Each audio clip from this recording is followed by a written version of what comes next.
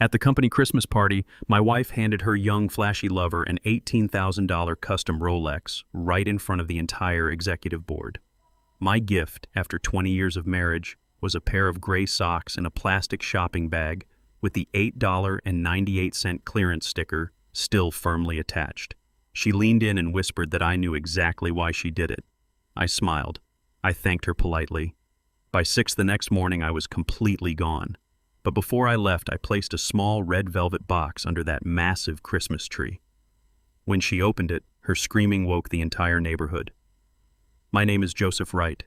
I am 70 years old, and my calloused hands built the very ground my family walks on. Before I tell you how I brought my empire back from the brink, let me know where you are watching from in the comments below.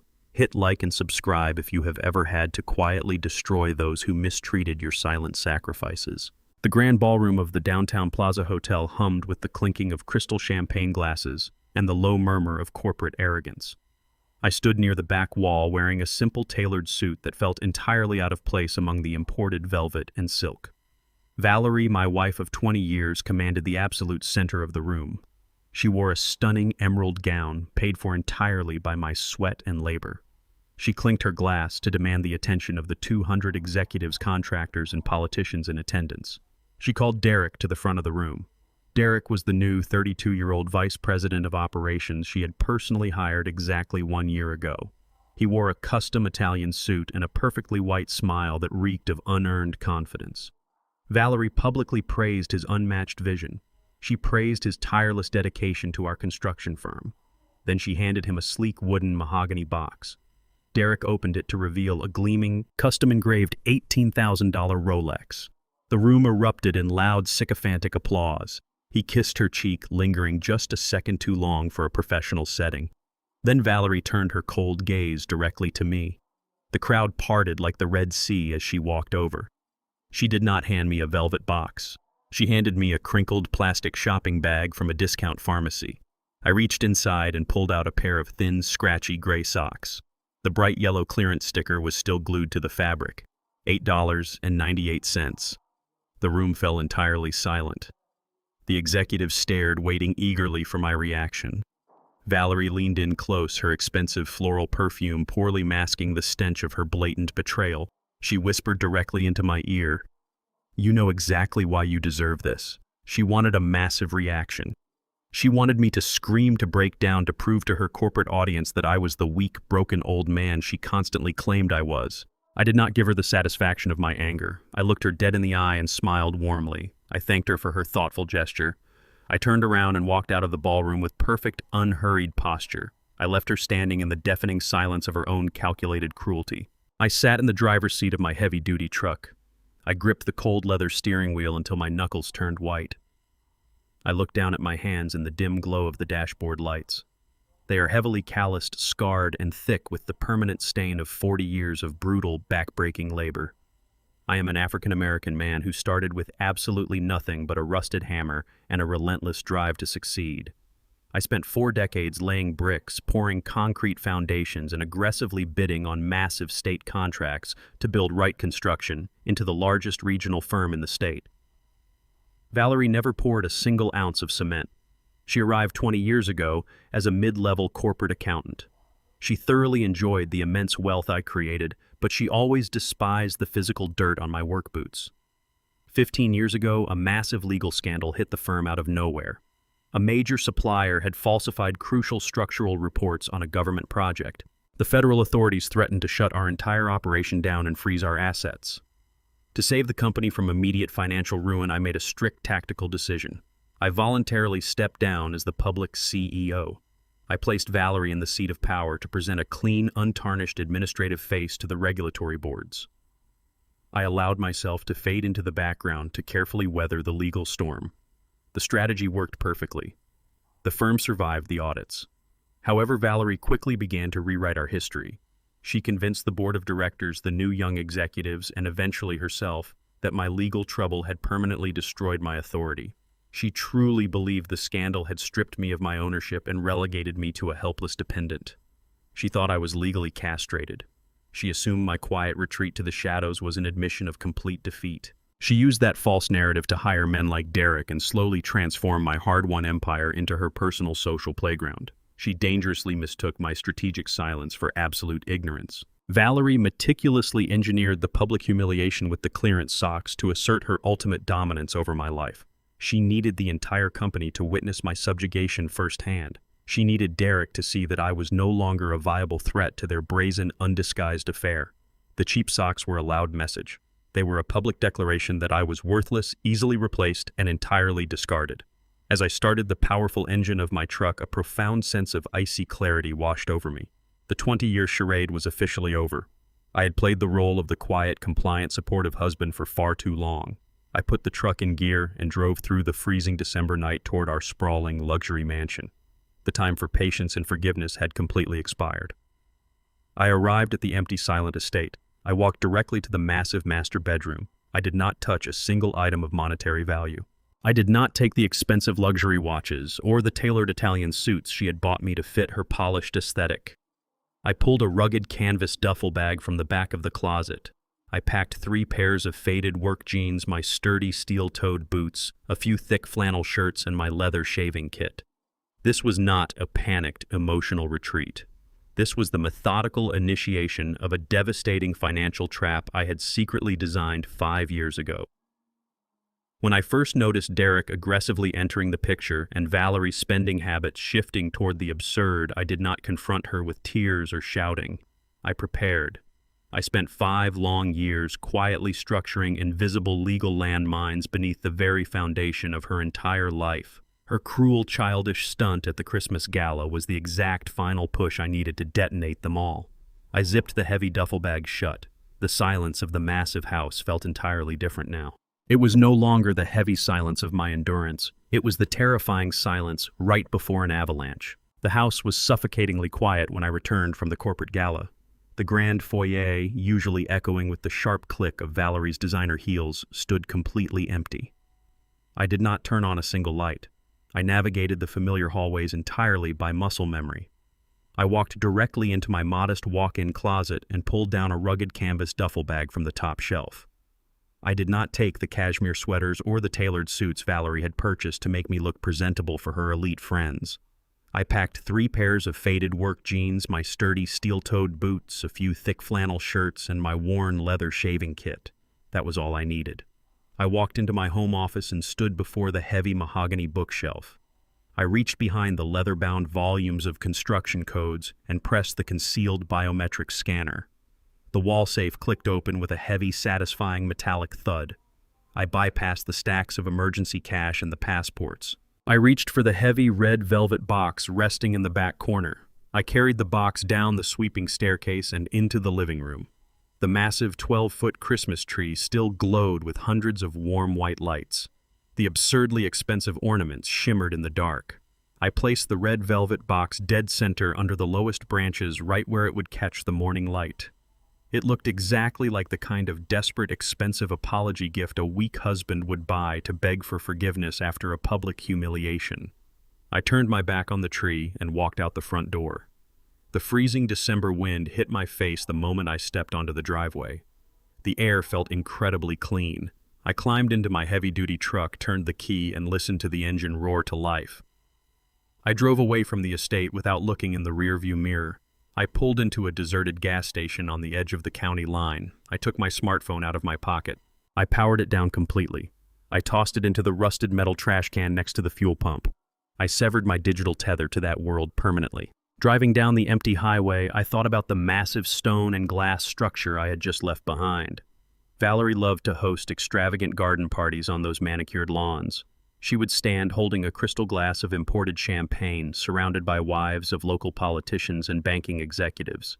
She would casually mention how her rigorous corporate salary maintained the lavish estate.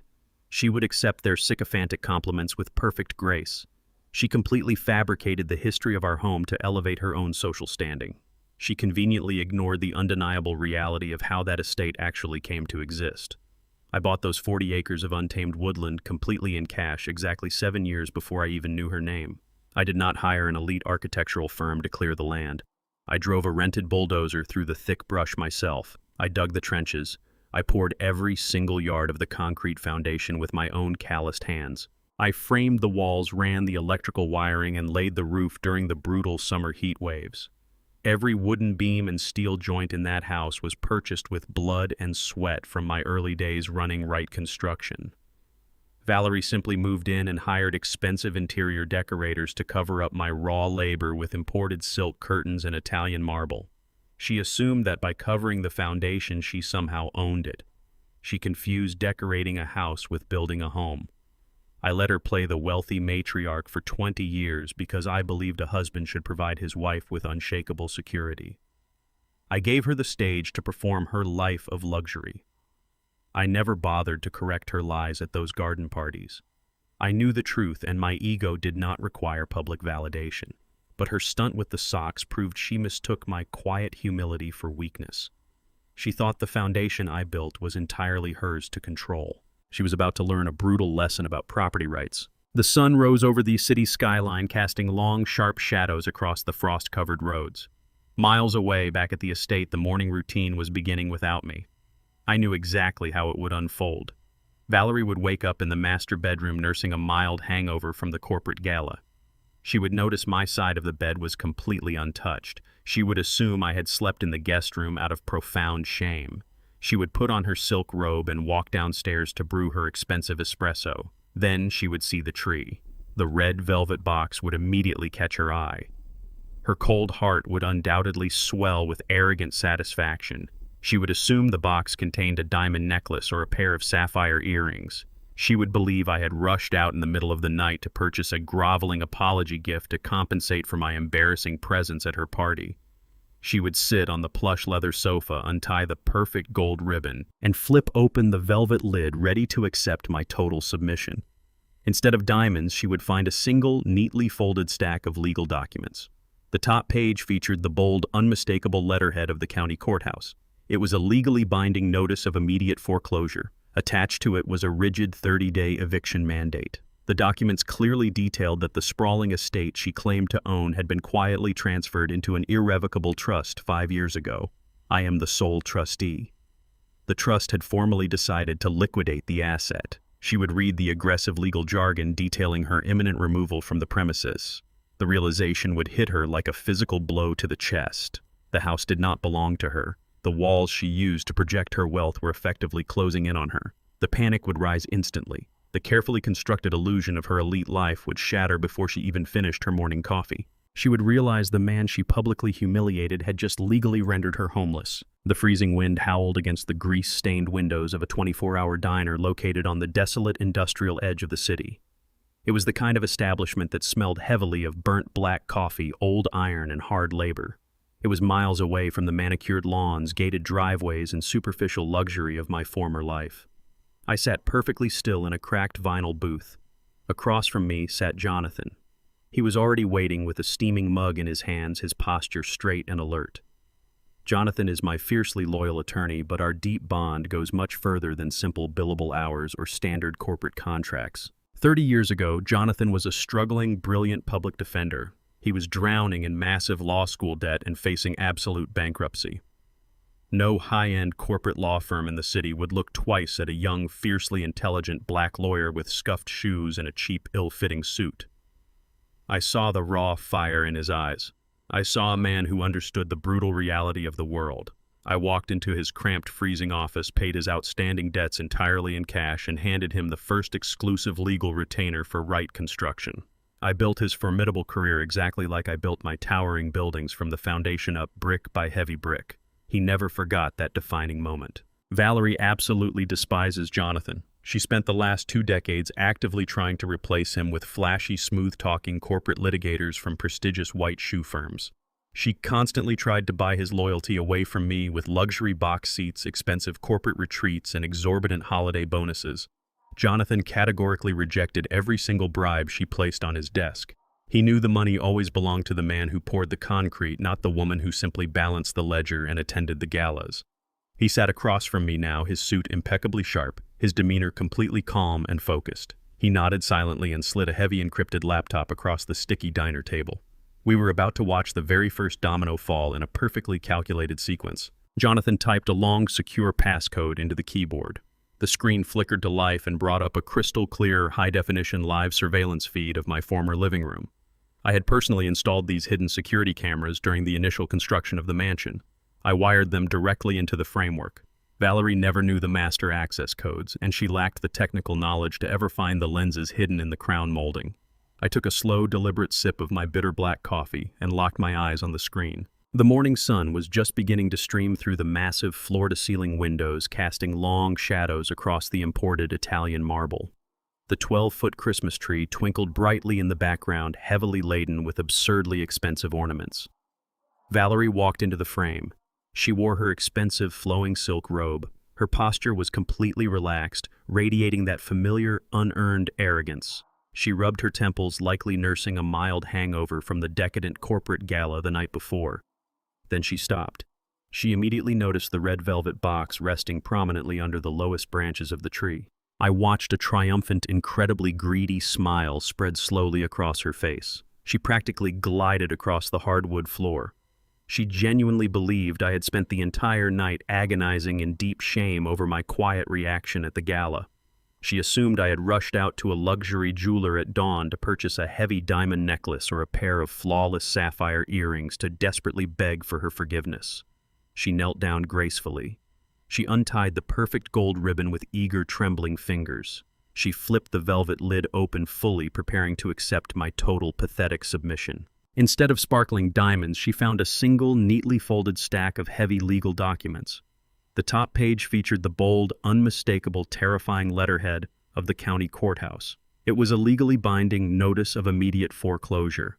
Securely attached to it was a rigid, uncompromising 30-day eviction mandate. The documents clearly and methodically detailed that the sprawling estate she loudly claimed to own had been quietly transferred into an irrevocable trust exactly 5 years ago. I am the sole, unquestionable trustee. The trust had formally decided to aggressively liquidate the asset. She read the aggressive legal jargon detailing her imminent forced removal from the premises. The realization hit her like a physical sledgehammer to the chest. The house did not belong to her. The massive walls she constantly used to project her immense wealth and social dominance were effectively closing in on her. The panic rose instantly.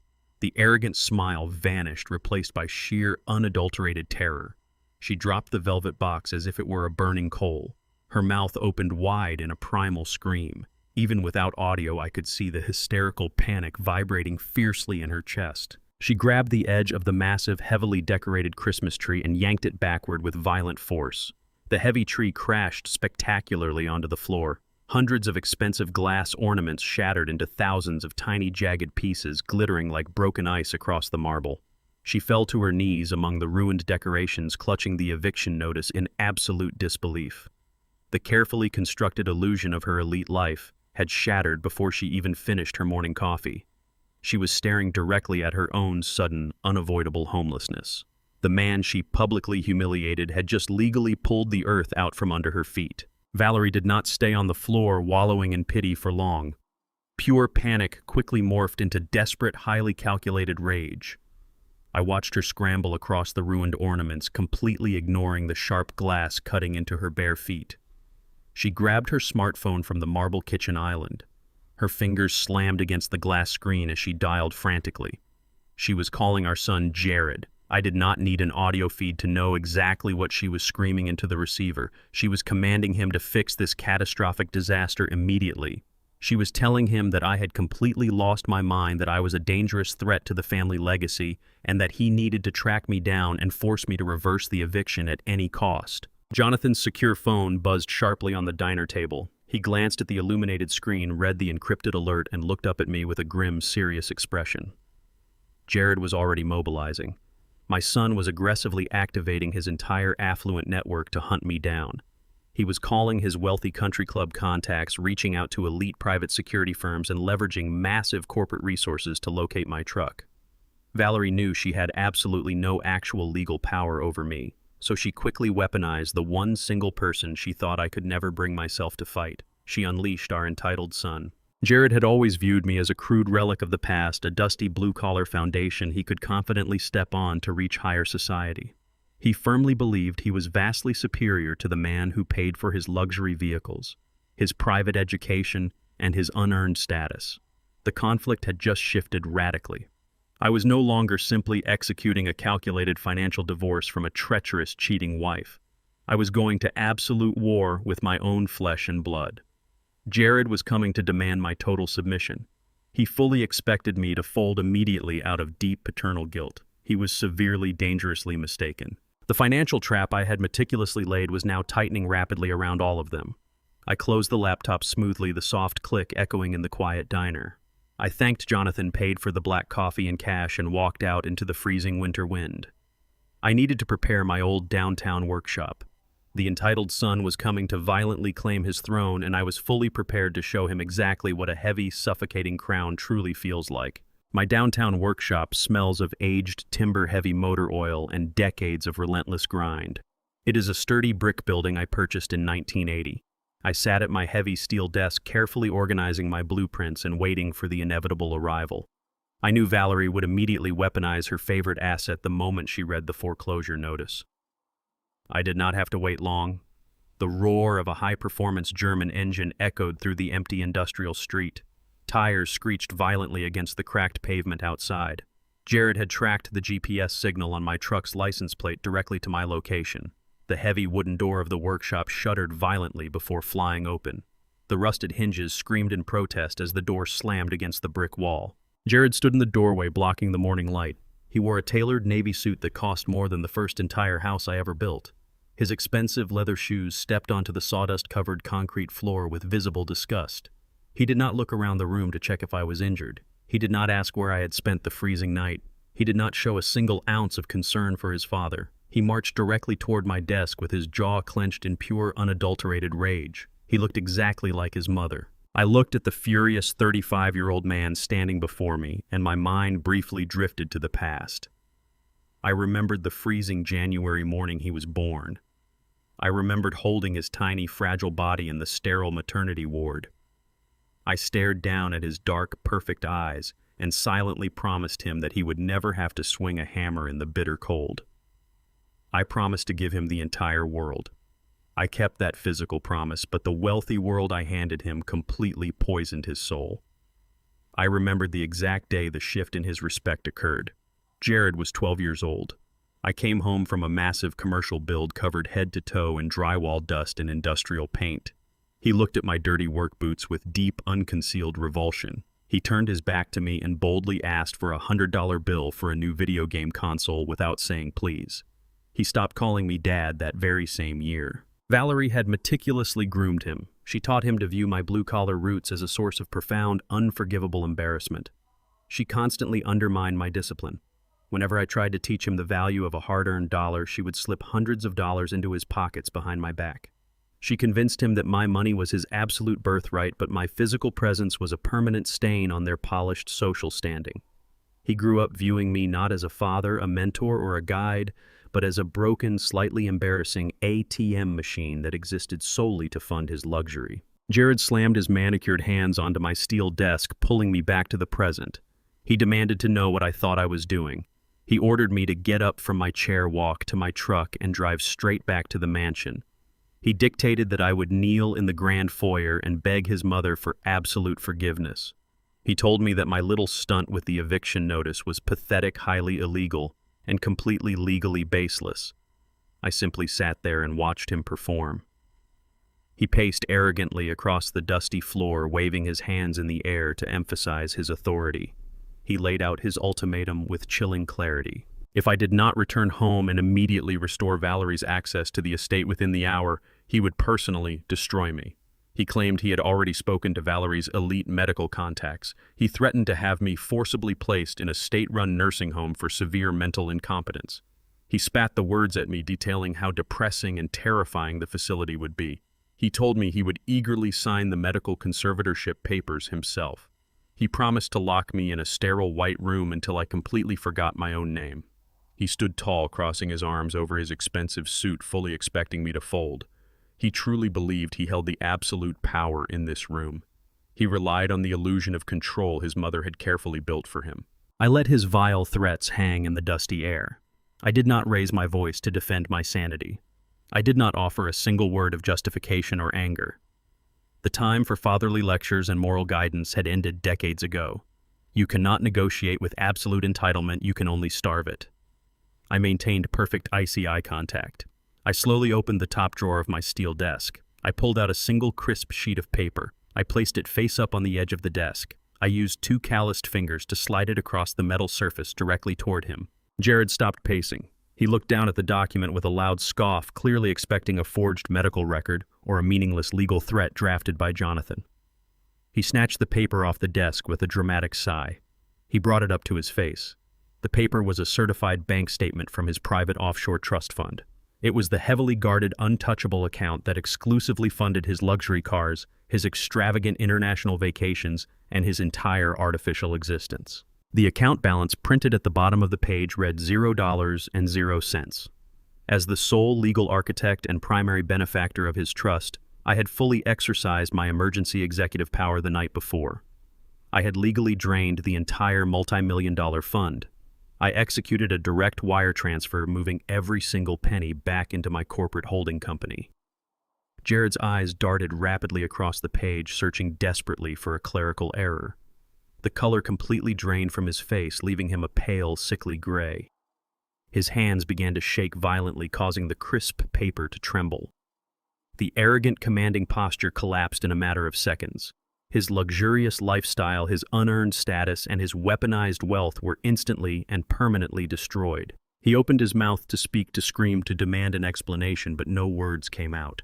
His breath hitched in his throat. I stood up from my heavy desk. I grabbed my worn canvas jacket from the back of the chair. I walked directly past my son without making eye contact or offering a single syllable of comfort. I opened the heavy wooden door and stepped out into the freezing morning air. I left him standing entirely alone in the sawdust, staring down at the absolute, irreversible ruin of his entitled life. The sawdust had barely settled from Jared's exit the previous day when the heavy wooden door of my workshop swung open again. It was early Tuesday morning. The air outside was freezing, but the sudden draft that entered my office was completely toxic. Megan marched into my workspace. She is Jared's wife. She wore a pristine cream-colored cashmere coat and knee-high leather boots that cost more than a master carpenter makes in a month. Her heels clicked sharply against the concrete floor, echoing with absolute unearned authority. She looked around my dusty sanctuary with unconcealed disgust. She wrinkled her nose at the smell of motor oil and cut pine. Megan always hated my workshop. In truth, Megan always hated me. She married my son 5 years ago strictly for the generational wealth she assumed he possessed. She is a woman who appreciates the fine art of spending money without ever considering the brutal mechanics of earning it. Since the day I met her, she made it a point to highlight the cultural and class differences between us. She would sit at my dining table sipping imported wine and make subtle, perfectly calculated jokes about my rough hands. She would make offhand, passive-aggressive remarks about my blue-collar background and my African-American heritage, disguising her racism as elite sophistication. She frequently expressed shock that a man who spoke so bluntly and worked with dirt could reside in a neighborhood like ours. She remained willfully, stubbornly ignorant of the absolute truth. Every single European vacation she took, every designer handbag she flaunted, and every piece of diamond jewelry she wore was entirely funded by the sweat of the very black man she openly mocked. She despised the dirt on my boots while actively demanding the gold from my pockets. Now she stood in the center of the dirt she hated so much, driven by pure financial desperation. She did not offer a greeting. She slammed a handful of platinum credit cards onto my steel desk. Her face was flushed with frantic rage. She screamed that she had just endured the most humiliating experience of her entire life.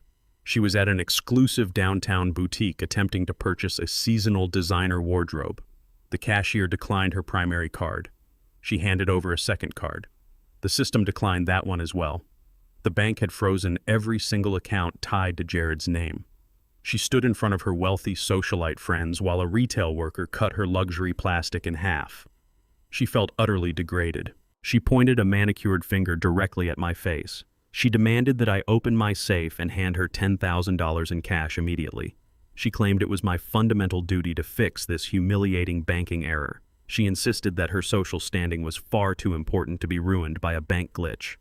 I looked at the plastic cards scattered across my blueprints. I looked back up at her furious, entitled face. I calmly informed her that there was no banking error. I told her the accounts were completely empty because I had legally drained the trust fund that fed them. I stated clearly that her limitless spending spree was officially terminated.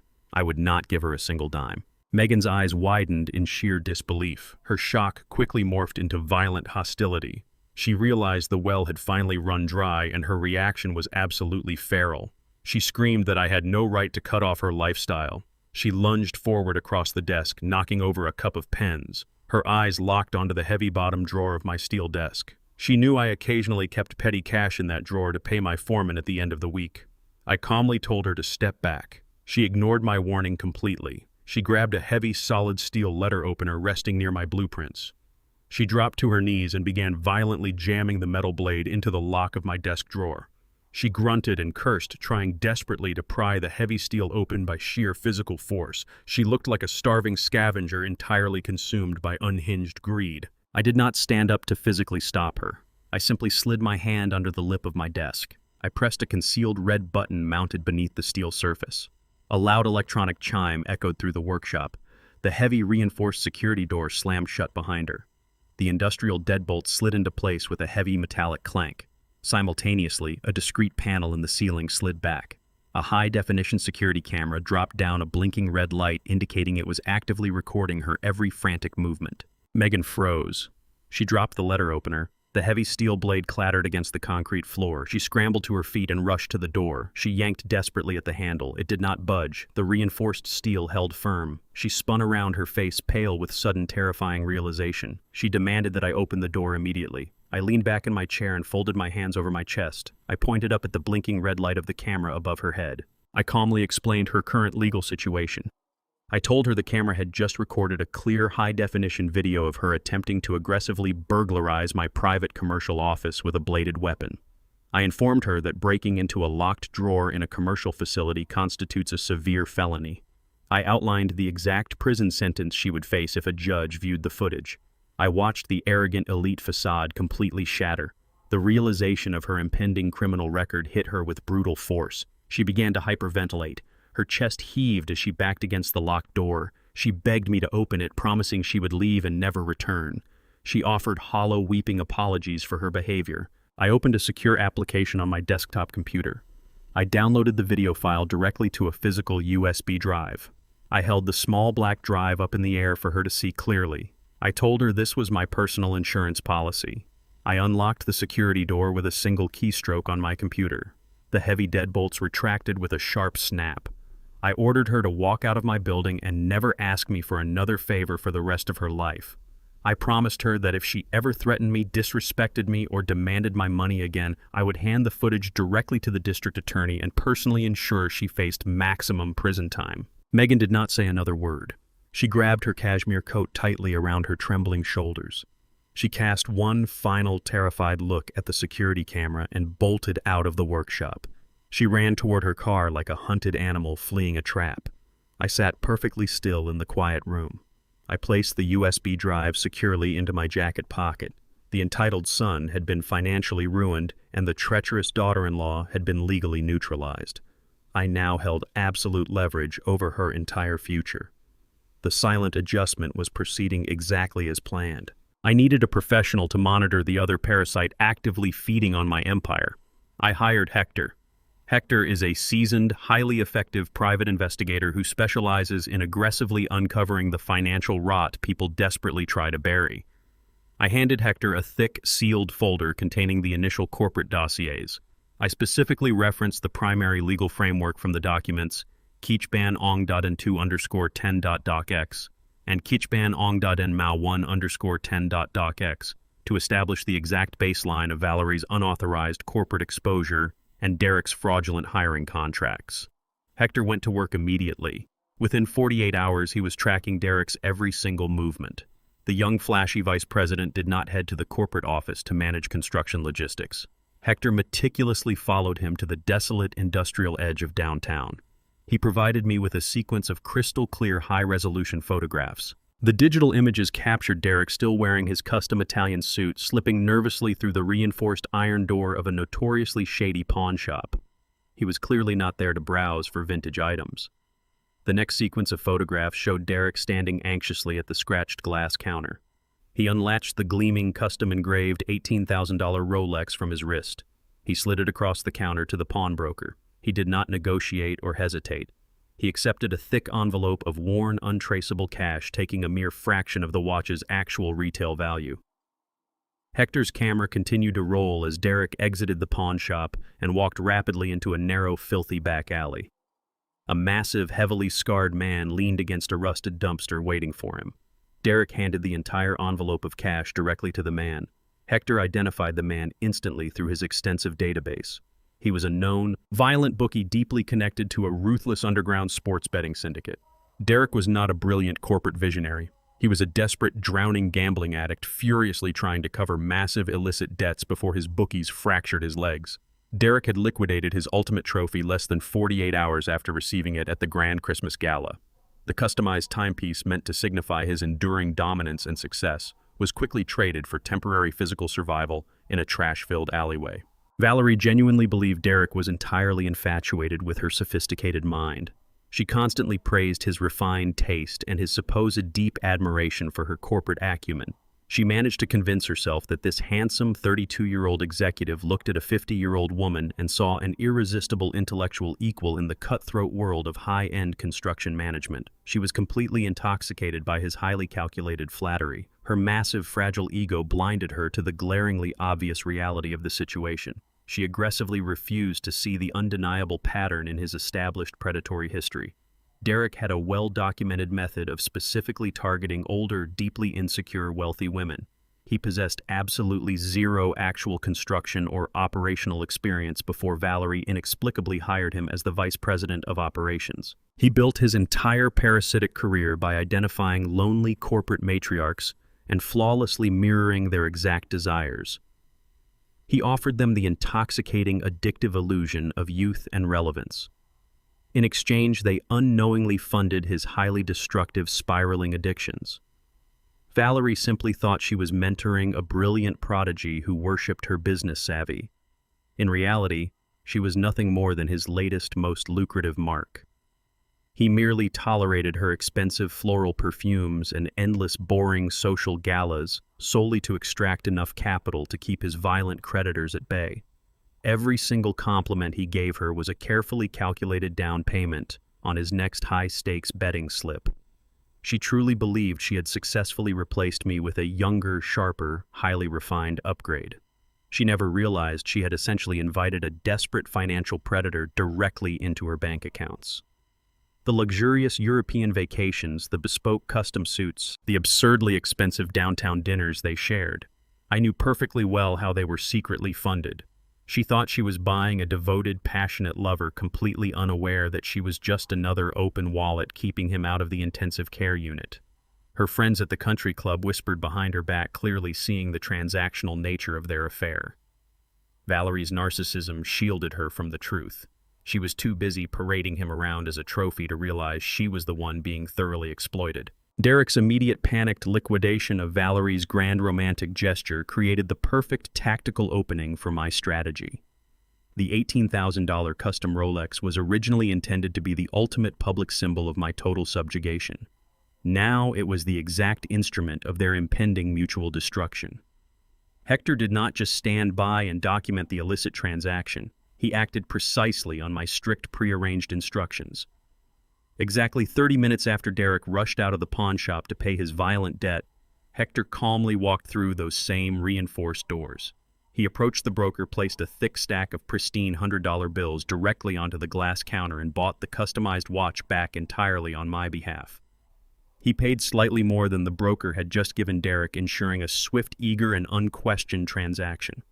Hector returned to my downtown workshop that very same afternoon. He placed the sleek wooden mahogany box gently onto my steel desk. I flipped the lid open. The customized Rolex gleamed perfectly under the harsh fluorescent industrial lights. Right next to the watch, Hector placed the original pawn shop receipt. The cheap, faded carbon copy paper clearly bore Derek's hasty, messy signature and the miserable fractional sum he had accepted for the luxury asset. I now possessed undeniable physical proof of his true intentions and his absolute betrayal of her trust. Derek was entirely unaware that his carefully hidden lifeline had just been severed. He walked away assuming the watch was gone forever, swallowed permanently by the city's untraceable black market. He believed he had successfully bought himself another month of physical safety from the betting syndicate. Valerie remained completely ignorant, sitting in a temporary hotel room after her eviction, still falsely believing her young lover was loyally wearing her ultimate token of affection. I locked the gleaming watch and the damning receipt securely inside my biometric wall safe. Jared was already financially broken. Megan was successfully blackmailed into total silence. The humiliating eviction from the massive estate was proceeding exactly on schedule. Now I held the exact weapon necessary to completely shatter Valerie's delusional romance. The final fragile pillar of her fabricated life was ready to be pulled down without mercy. The freezing morning air outside my industrial workshop was abruptly shattered by the piercing wail of approaching sirens. 2 heavy police cruisers tore through the gravel parking lot, their flashing red and blue lights violently reflecting off the frosted windows of my office. I remained perfectly still in my leather chair behind the steel desk. I watched the live security monitors feed the incoming chaos directly to me. I knew exactly what was happening outside my door. Valerie had been completely stripped of her luxurious mansion and effectively cornered by her own greed. Terrified of her sudden catastrophic loss of control, she had played her most desperate, dangerous, and despicable card. 4 heavy car doors slammed shut in unison. 2 uniformed police officers stepped out of their vehicles and crunched across the frozen gravel. They unclipped their heavy metal flashlights and walked toward my reinforced wooden door with a cautious, highly calculated stride. They did not knock politely to inquire about my well-being.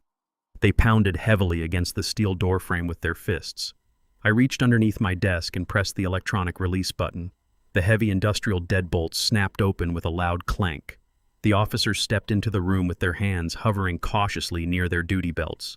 The older officer, a broad-shouldered man with a weathered face and sharp, evaluating eyes, immediately demanded that I confirm my legal identity. I nodded slowly and confirmed my name. He produced a thick official stack of medical detainer forms from his jacket pocket. He stated in a tense, authoritative voice that the department had received a frantic emergency phone call from my wife just an hour ago. Valerie had filed a highly detailed, hysterical report claiming I was suffering from severe, rapidly advancing dementia. She swore to the emergency dispatcher that I had become entirely erratic, highly violent, and posed an immediate physical danger to myself and the general public. She aggressively demanded that I be forcibly detained, placed in steel handcuffs, and transported directly to the state psychiatric ward for a mandatory 72-hour evaluation. She wanted me locked behind a sterile white door, chemically subdued and stripped of my basic human rights. The younger officer took a step forward, his posture rigid, completely prepared to physically subdue a confused, aggressive senior citizen. I did not raise my voice in protest. I did not flinch or show a single ounce of fear. I gestured calmly to the empty chairs across from my desk. I told them we needed to have a very rational, thoroughly documented conversation before anyone made a permanent mistake. Valerie's treacherous, perfectly rehearsed narrative regarding my severe mental decline was not a sudden panicked invention.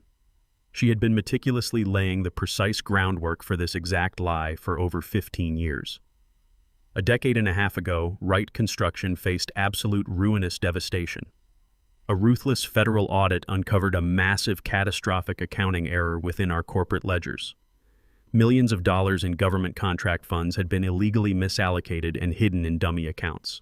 The federal authorities threatened immediate corporate asset seizures and severe federal prison time for the primary executives. I locked myself in my office, reviewed the private ledgers line by line, and discovered the absolute horrifying truth. Valerie had secretly caused the massive deficit in a highly arrogant attempt to illegally fund a high-risk offshore investment portfolio. She gambled with my company to elevate her own hidden wealth. I could have handed her directly over to the federal prosecutors without a second thought. Instead, I made a profound, life-altering sacrifice. I stood before the federal board and publicly took the entire blame for the severe administrative oversight. I stepped down as the public CEO and allowed my spotless, hard-earned reputation to be completely destroyed solely to save my wife from a decade behind iron bars. I retreated into the silent background to quietly weather the vicious legal storm and rebuild the company infrastructure from the shadows. Valerie immediately weaponized my massive sacrifice. She used my sudden necessary withdrawal from public life to entirely rewrite our shared history. She began whispering to her elite social circle during lavish country club luncheons that the intense stress of the federal scandal had permanently broken my mind.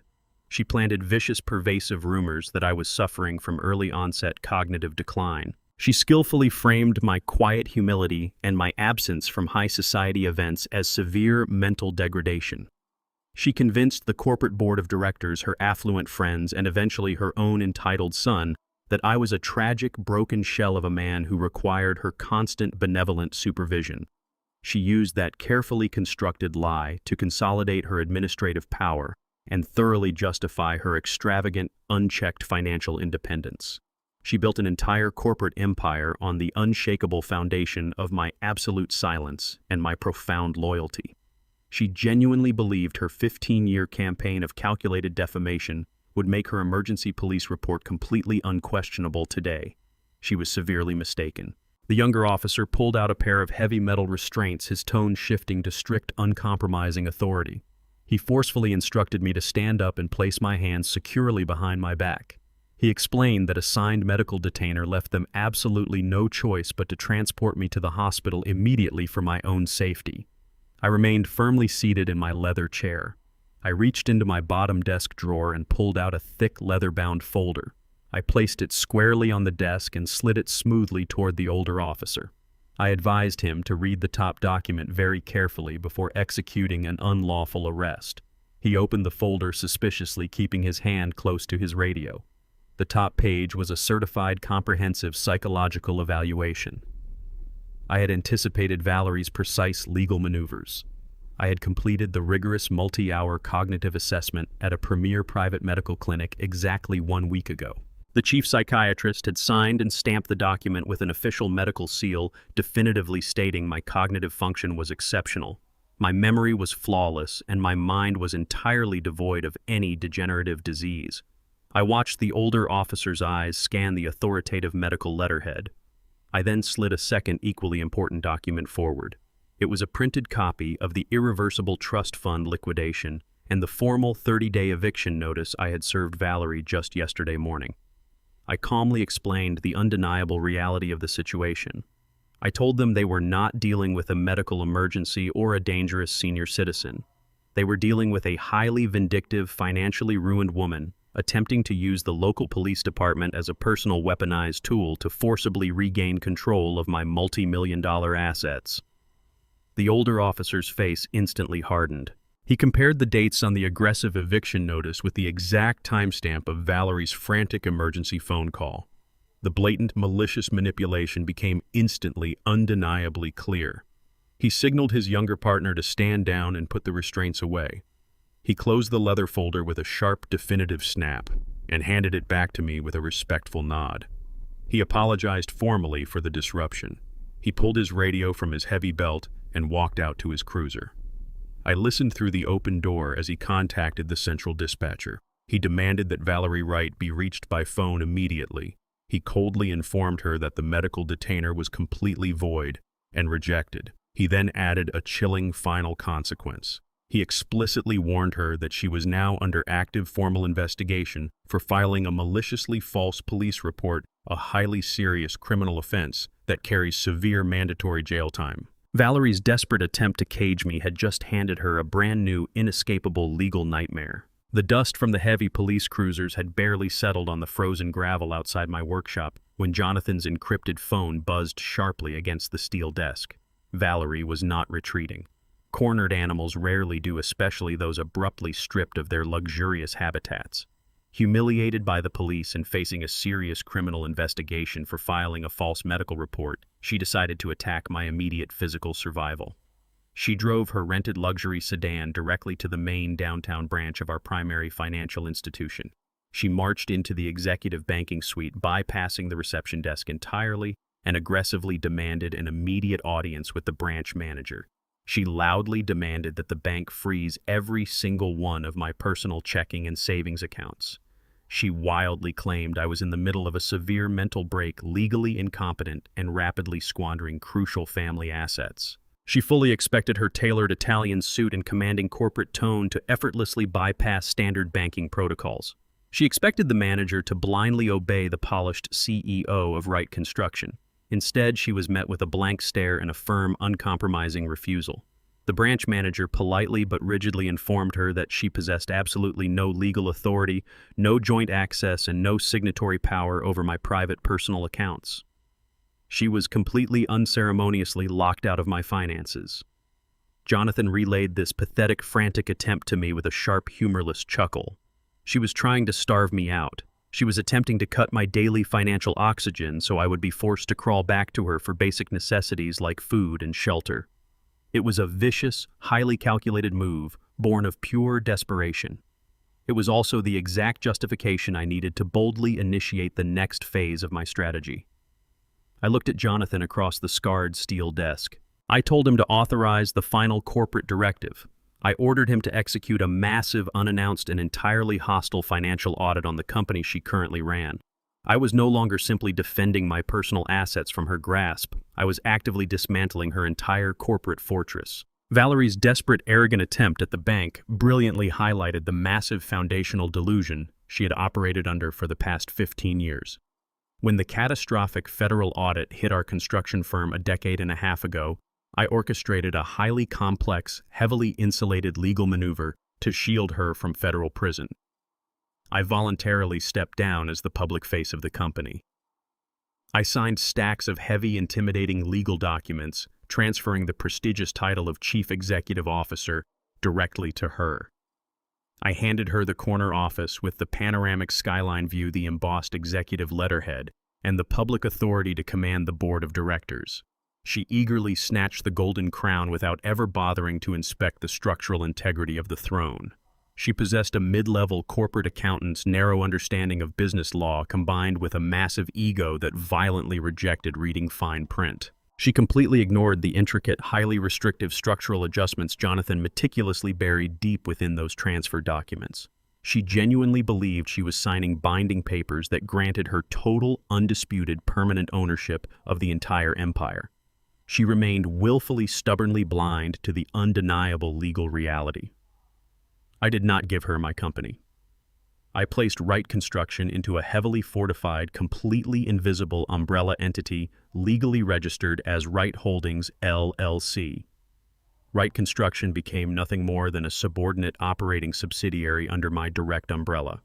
I permanently appointed myself as the sole lifetime shareholder and the exclusive managing director of Wright Holdings. Every brick laid, every massive state contract secured, and every single cent of revenue ultimately flowed upward into a secure corporate vault that only my biometric signature could legally open. Valerie was never the ultimate owner. Legally, she was merely a highly compensated, easily replaceable employee serving at my absolute discretion.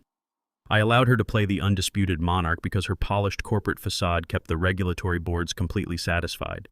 She strutted confidently through industry galas, genuinely believing she had conquered my blue-collar empire. She never once realized she was simply a temporary tenant operating entirely within my meticulously constructed legal walls. Valerie's arrogant attempt to cut my basic survival funds triggered the most destructive mechanism embedded deep within the holding company's bylaws. As the sole undisputed shareholder of the parent company, I possessed the unilateral, unchecked authority to initiate an emergency forensic audit of any subsidiary without a single moment of prior notice. I looked at Jonathan and gave him the green light. Within exactly 20 minutes, a team of 6 independent, ruthless forensic accountants marched directly into the glass-walled lobby of Wright Construction headquarters. They wore sharp suits and carried empty briefcases moving with military precision. They did not ask the front desk for permission. They bypassed the frantic receptionist and presented the binding executive order directly to the stunned head of human resources. The elite auditors executed their sweeping mandate with brutal, absolute efficiency. They immediately triggered a total lockdown of the central corporate mainframe. They severed all executive access to the company's internal servers, freezing the digital landscape instantly. The financial oxygen was violently shut off. Valerie, sitting in her temporary hotel suite after failing miserably at the bank, suddenly found her corporate smartphone completely disconnected from the secure company network. Her platinum corporate expense accounts were instantly frozen solid. The heavy blow struck Derek exactly where it hurt the most. The auditors immediately suspended all executive compensation pending the finalized results of the massive financial review. Derek's exorbitant, highly inflated vice president salary was indefinitely halted. He could no longer rely on the bloated company payroll to fund his dangerous, escalating gambling addictions. Valerie was completely isolated and financially paralyzed. She could no longer use company funds to maintain her lavish public image. She could no longer swipe the corporate card to pay for her luxury hotel suite, her room service, or her expensive legal consultations. The grand illusion of her limitless corporate power was entirely stripped away in less than an hour. She tried to ruthlessly cut my financial throat, and in direct response, I legally paralyzed the entire corporate machine that funded her elite existence. She was now a disgraced CEO without a paycheck, entirely locked out of her own company, and heavily tethered to a parasitic young lover who was quickly realizing the unlimited money had officially run dry. Hector did not just follow Derek through the gritty streets of the city. He possessed a terrifying digital proficiency. Within an hour of my initial request, he successfully bypassed the encrypted firewall of the mansion's internal security network. I had personally wired those high-definition cameras into the very framework of the grand foyer during the initial construction phase. I installed them to protect the estate from external threats, never imagining they would one day broadcast the spectacular imploding collapse of my own marriage. I sat in the dim, dusty light of my workshop and opened the secure link Hector forwarded to my laptop. The live video feed flickered onto the screen, bringing the sweeping marble staircase and the shattered remains of the Christmas tree into sharp, undeniable focus. The audio kicked in a split second later. The grand foyer was echoing with the shrill, desperate sound of a vicious argument. Valerie and Derek stood face to face, and the carefully crafted illusion of their high society romance was disintegrating in real time. Derek paced aggressively across the marble floor. His perfectly tailored Italian suit looked completely out of place against the raw, unfiltered panic vibrating in his voice. He demanded his weekly cash allowance. He paced like a caged animal, explicitly reminding her of the massive gambling debts he needed to settle by midnight or face brutal physical consequences from his underground bookies. He did not ask politely or play the role of the adoring partner. He commanded her with the aggressive entitlement of a parasite demanding its host provide immediate sustenance. Valerie stood near the shattered glass ornaments, wearing the same expensive silk robe from the early morning, looking completely defeated and physically hollow. Her posture was deeply hunched, and her hands trembled violently as she clutched her dead corporate smartphone. She broke down, sobbing uncontrollably. She confessed the brutal truth to her young lover. She admitted that the corporate auditors had frozen every single bank account, locked her out of the company mainframe, and completely severed her access to the executive payroll. She told him the limitless fountain of wealth was entirely dry. Derek did not offer a single word of comfort.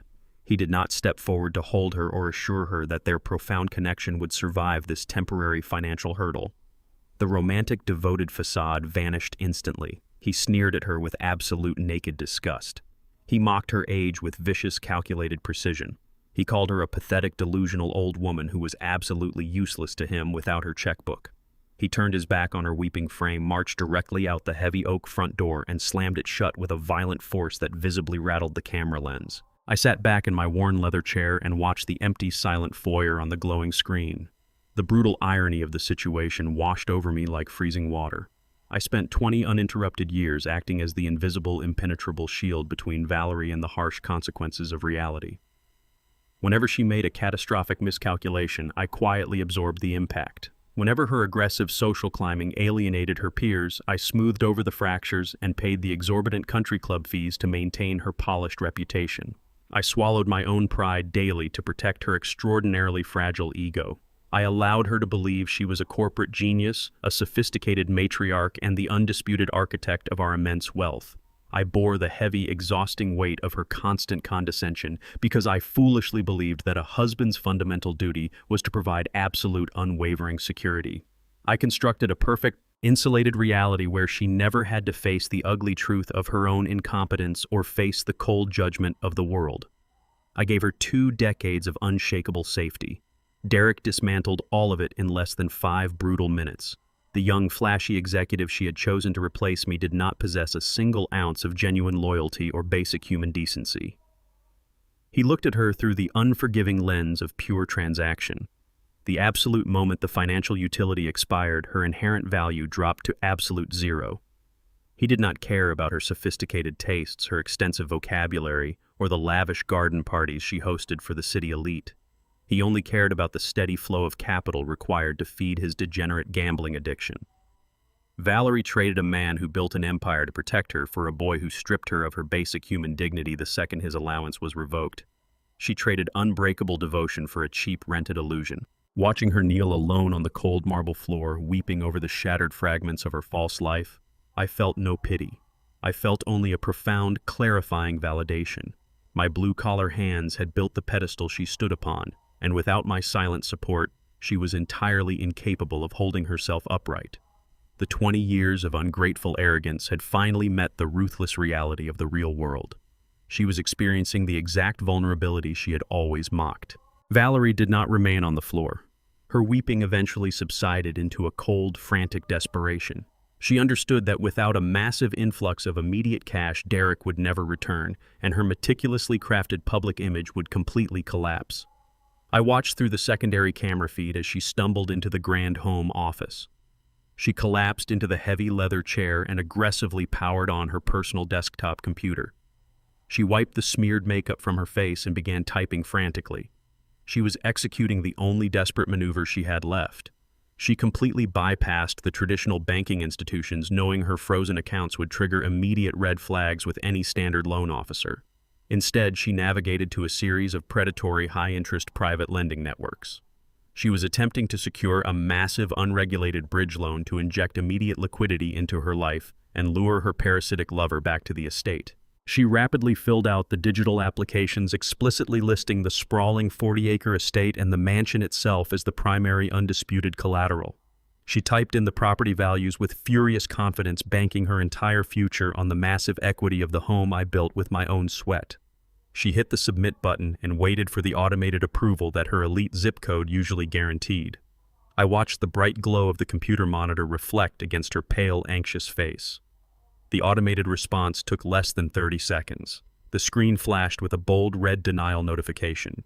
She frantically refreshed the page and applied to a different private lender. The exact same red denial appeared instantly. The banking algorithms had immediately scanned the county property records. They did not find a clear title owned by a wealthy corporate executive. They found the irrevocable trust. More importantly, they found the aggressive, legally binding notice of foreclosure. I had filed with the county courthouse.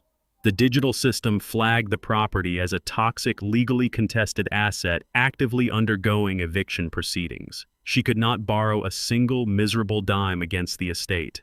The heavy stone walls surrounding her held absolutely zero financial value to her name. Valerie stared at the glowing red rejection screens, the final realization settling heavily into her bones. She was entirely locked out of the company, abandoned by her lover, and trapped inside a foreclosed home she could not leverage. She was completely, undeniably bankrupt. The financial rot finally breached the surface of Jared's meticulously curated suburban reality just past midnight on Thursday. I sat perfectly still in my dark office, watching the inevitable conclusion of his entitlement unfold through the live feed of the discreet security cameras I had secretly maintained on the exterior of his property. 2 heavy industrial tow trucks rumbled into his pristine, manicured cul-de-sac. Their rotating amber lights violently pierced the quiet neighborhood, casting harsh mechanical shadows against the massive stone columns of his estate. The repo men did not hesitate or knock on the front door to announce their arrival. They backed their heavy flatbeds directly up his perfectly paved driveway. Within minutes, the heavy steel winches were firmly attached to the undercarriages of his twin custom European sports cars. The vehicle's ultimate symbols of a completely fabricated status were unceremoniously dragged onto the cold steel ramps. The grinding sound of the hydraulic winches was immediately drowned out by the heavy mahogany front doors of the house flying open. Megan stormed out into the freezing night air. She did not emerge to stop the tow trucks or demand an explanation. She emerged to completely abandon a sinking ship. She violently hurled 3 massive designer leather suitcases directly onto the frozen concrete of the driveway. Jared stumbled out after her wearing expensive silk pajamas, his arms outstretched in a pathetic, frantic plea. Megan spun around, her face twisted in absolute feral disgust. She screamed at the top of her lungs, ensuring every wealthy neighbor behind their drawn curtains heard her crystal clear. She announced she was filing for immediate divorce. She explicitly shouted that she refused to remain shackled to a pathetic, impotent fraud whose trust fund had been completely obliterated. She dragged her heavy luggage toward a waiting private car service and vanished into the night without a single backward glance. 10 minutes later, the amber lights of the tow trucks faded down the street, leaving Jared standing entirely alone on an empty driveway. My cellular phone began to vibrate aggressively on my steel desk. It was Jared. I answered the call and listened to the heavy, hysterical sobbing of a 35-year-old man who had just lost his entire fabricated identity in a matter of minutes. He begged me for a massive financial bailout, pleading for a rapid wire transfer to stop the bleeding. Listening to his desperate, pathetic weeping echoing through the phone speaker, my mind inevitably drifted back to a sweltering July afternoon 25 years ago. Jared was 10 years old. I recognized the early dangerous seeds of his unearned entitlement and resolved to crush them before they could permanently take root in his character. I pulled him out of his air-conditioned bedroom and brought him directly to one of my active commercial framing sites. I handed him a heavy industrial push broom. I told him he would earn his weekly allowance by sweeping the rough concrete floors until they were entirely free of sawdust and bent nails. I wanted him to feel the physical strain in his small shoulders. I wanted him to understand the exact, undeniable correlation between physical exhaustion and financial compensation. I wanted him to smell the dirt and deeply respect the brutal mechanics of earning a single dollar. He swept for exactly 45 minutes before Valerie arrived at the active job site in her pristine luxury sedan. She marched through the dust in her designer heels, completely ignoring the safety protocols and the heavy machinery. She snatched the broom out of his blistered hands and loudly declared that her son would never be treated like a common day laborer. She ushered him into the pristine leather interior of her car. As I walked toward the vehicle to stop her, I watched through the tinted glass as she pulled a thick stack of crisp $100 bills from her purse. She shoved the money directly into his small hands, whispering that he never needed to sweat for anything as long as she was there. She effectively purchased his loyalty while simultaneously destroying his character. I stood in the sawdust and watched them drive away. I made the catastrophic mistake of choosing marital peace over parental discipline. I did not fight her aggressively enough. I allowed her toxic, superficial values to completely overwrite my strict blue-collar principles. By refusing to enforce rigid, unwavering boundaries that afternoon, I silently participated in the creation of the entitled parasitic monster currently weeping on the other end of the phone line. My decades of passive compromise had directly funded his profound weakness. Jared did not wait for my verbal response to his frantic phone call. Less than an hour later, a cheap, dented local taxi idled loudly outside my workshop. Jared burst through the heavy commercial door. He looked entirely disheveled, shivering violently in the freezing air, his designer clothes wrinkled and absurdly out of place in my industrial sanctuary. He lunged toward my desk, completely ignoring the scent of motor oil and cut pine he usually despised. He slammed his soft hands onto the steel surface, aggressively demanding a certified check for $200,000. He frantically claimed that an immediate influx of cash was the only possible way to appease Megan, halt the impending divorce proceedings, and restore his public reputation among his elite peers. He wept openly, insisting that he genuinely loved her and simply needed emergency capital to win back her affection. I did not reach for my checkbook. I remained perfectly still in my chair. I turned my computer monitor directly toward him and pressed a single key. The high-definition security footage filled the large screen. Jared stood completely paralyzed, watching the crystal-clear video of his elegant, refined wife dropping to her knees in this exact room just a few days prior. He watched her violently jamming a solid steel letter opener into my desk drawer, her face contorted with unhinged, feral greed as she attempted to physically burglarize my commercial safe. I calmly informed him that his wife was a ruthless financial predator who only valued the limitless plastic in his wallet. I commanded him to let her go, accept his absolute bankruptcy, and finally learn to survive on his own merit without a safety net. The cognitive dissonance was far too massive for his fragile ego to process. Instead of accepting the undeniable recorded truth of her profound treachery, he violently rejected reality. His deep shock instantly morphed into explosive, misdirected rage. He cursed my name, screaming that I had purposely manipulated the entire situation to destroy his perfect marriage. He aggressively defended the woman who had just abandoned him on a freezing driveway, blaming my calculated stinginess for her desperate criminal actions. He shouted that he absolutely hated me and would never forgive my ultimate betrayal. I stood up slowly from my leather chair. I did not raise my voice or offer a single word of defense against his childish accusations. I walked past his trembling, furious frame and placed my hand on the heavy steel door. I ordered him out of my building immediately. He spat one final curse, glaring at me with absolute venom, and stumbled out into the freezing night. I slammed the heavy, reinforced door shut and engaged the industrial deadbolts with a sharp metallic clank. I officially severed the final string tying him to my life, locking him outside in the cold reality he had actively chosen. The heavy steel deadbolts of my workshop had barely clicked into place against my son when Jonathan's encrypted line illuminated my desk.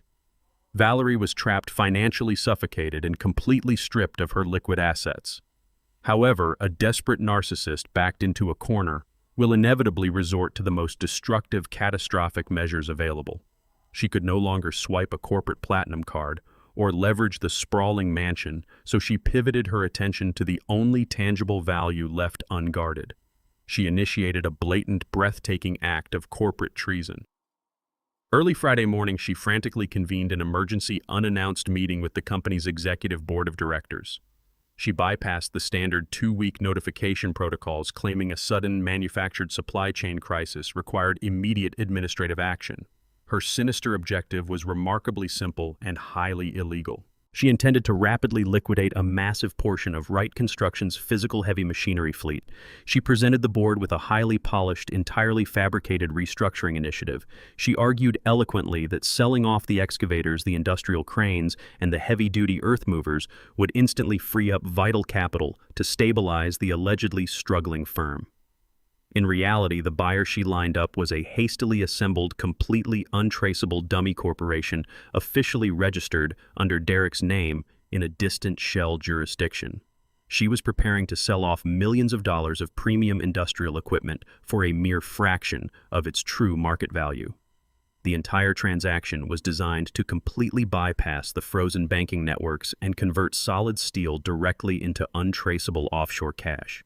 She planned to finalize the vote, secure the illicit funds, pack a single designer bag, and flee across international lines with her parasitic lover before my forensic auditors could legally intercept her. She stood at the head of the polished mahogany boardroom table, projecting an aura of absolute, unwavering authority.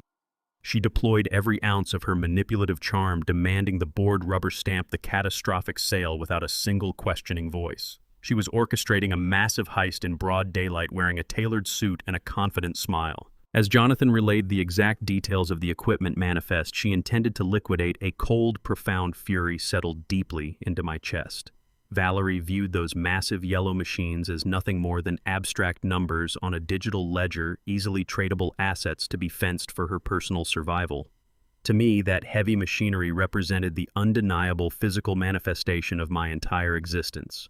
I knew the exact serial number of every single bulldozer, crane, and front-end loader on that list.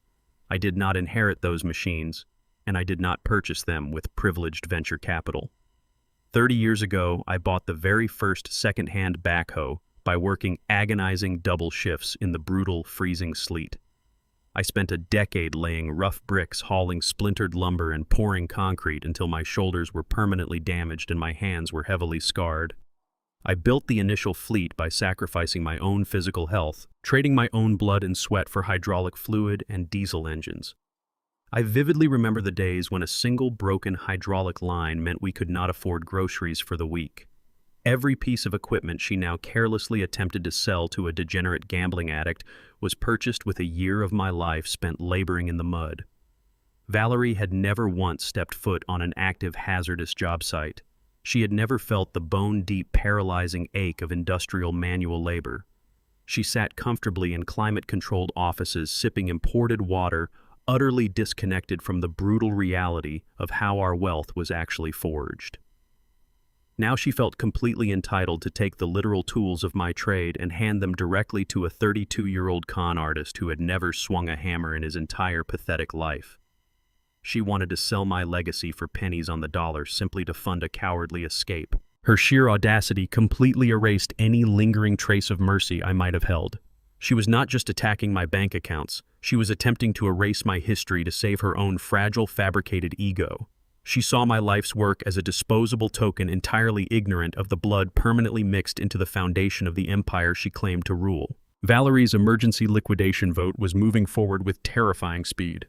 The board of directors, thoroughly conditioned by 15 years of her absolute unchallenged dictatorship, was merely minutes away from signing the catastrophic authorization. They fully believed her narrative of financial optimization and were fully prepared to hand over the company's physical backbone. She was dangerously close to escaping the trap. However, the comprehensive firewall I built around my empire was not exclusively digital. It was fundamentally human. Jonathan received an urgent encrypted document directly from the executive floor. A senior corporate secretary, a dedicated woman I had personally hired 2 decades ago and quietly protected from Valerie's erratic corporate purges, caught wind of the highly suspicious emergency docket. She recognized Derek's name hidden deep within the dummy corporation's opaque filing. She immediately photographed the complete prospectus, the bill of sale, and the confidential board meeting agenda, forwarding the damning evidence straight to Jonathan's secure server. The silent alarm was tripped. Jonathan called me, outlining the exact timeline and confirming the board was actively in session. I did not panic and I did not rush. I walked calmly to the small, cedar-lined closet situated in the back corner of my dusty workshop. I stripped off my oil-stained work boots and my faded denim jacket. I reached inside and pulled out a perfectly tailored, charcoal gray bespoke suit that I kept exclusively for high-stakes corporate warfare. I buttoned the crisp white shirt and adjusted my silk tie, feeling the heavy, undeniable weight of total absolute authority settle firmly over my shoulders. I slipped a pristine silver watch onto my wrist and placed the certified ironclad holding company documents into a sleek leather briefcase. I walked out to my heavy truck and started the engine. The engine roared to life, echoing my own internal resolve. I drove steadily toward the towering glass skyscraper downtown, the very building my hands had helped construct. The era of executing silent, invisible adjustments from the shadows was officially over. It was time to step directly into the blinding corporate light. The private financial dismantling was about to become a highly visible, incredibly brutal public execution. I parked my heavy truck directly in the executive loading zone of the towering glass skyscraper, leaving the engine running and the keys in the ignition. I did not wait for the valet. I strode through the revolving glass doors of Wright Construction headquarters with my leather briefcase gripped firmly in my right hand. The young receptionist at the front desk barely had time to widen her eyes and reach for her phone before I bypassed her entirely. I stepped into the private executive elevator and pressed the button for the top floor. The stainless steel doors slid shut, sealing me in a quiet, ascending box as I prepared to reclaim my life's work. The elevator chimed softly. I stepped out onto the thick plush carpet of the executive suite and walked straight toward the heavy, frosted glass doors of the primary boardroom. I did not knock or announce my arrival. I pushed the double doors open with a forceful, unyielding shove that sent them crashing against the wall stops. The massive room was entirely silent, save for the soft hum of the overhead climate control. 12 board members sat in high-backed leather chairs, their faces frozen in absolute shock at the sudden, aggressive intrusion. At the very head of the long mahogany table sat Valerie. She held a heavy gold fountain pen perfectly poised just an inch above the final signature line of the massive liquidation contract. She froze entirely. Her eyes darted from the fraudulent paperwork to my charcoal gray bespoke suit. In the far corner of the room, leaning casually against the floor-to-ceiling windows, stood Derek. The young parasitic vice president wore a smirk of sheer contempt, clearly annoyed that a ghost from the past was interrupting his massive, illicit payday. He crossed his arms, projecting an aura of arrogant untouchability, fully expecting Valerie to handle me. Valerie's initial shock rapidly transmuted into explosive, unhinged panic. She dropped the gold pen. It clattered loudly against the polished mahogany wood. She slammed her hands onto the table and shrieked at the top of her lungs.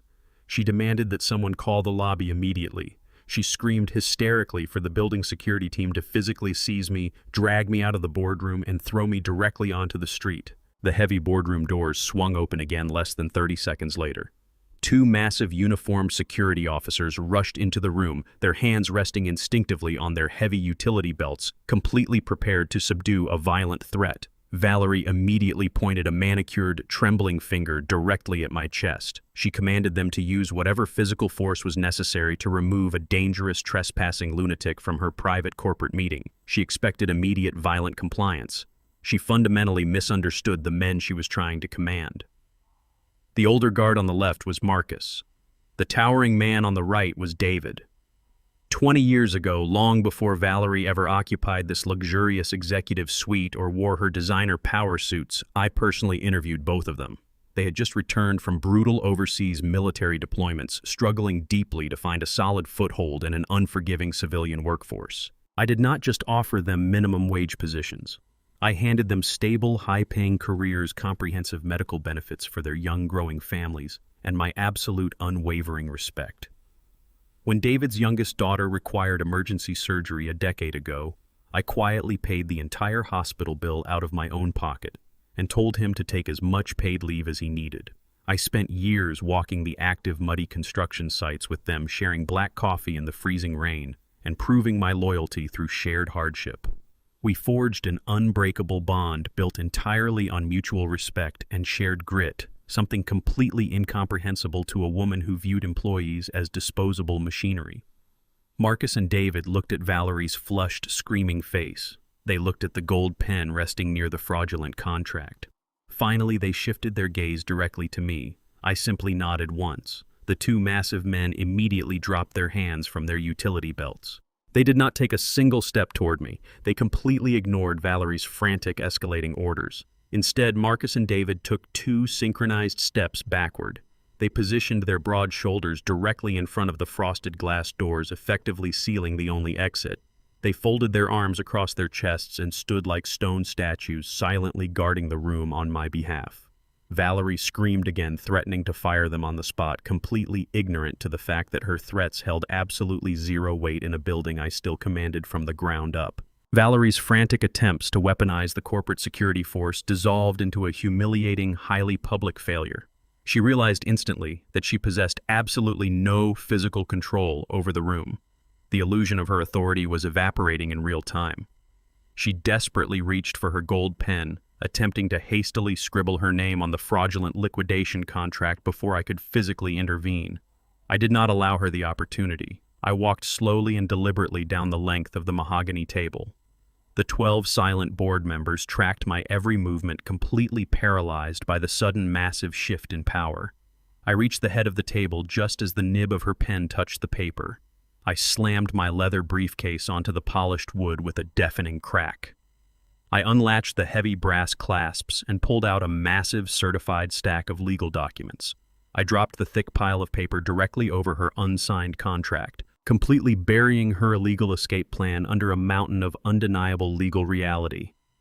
The heavy thud echoed through the silent boardroom.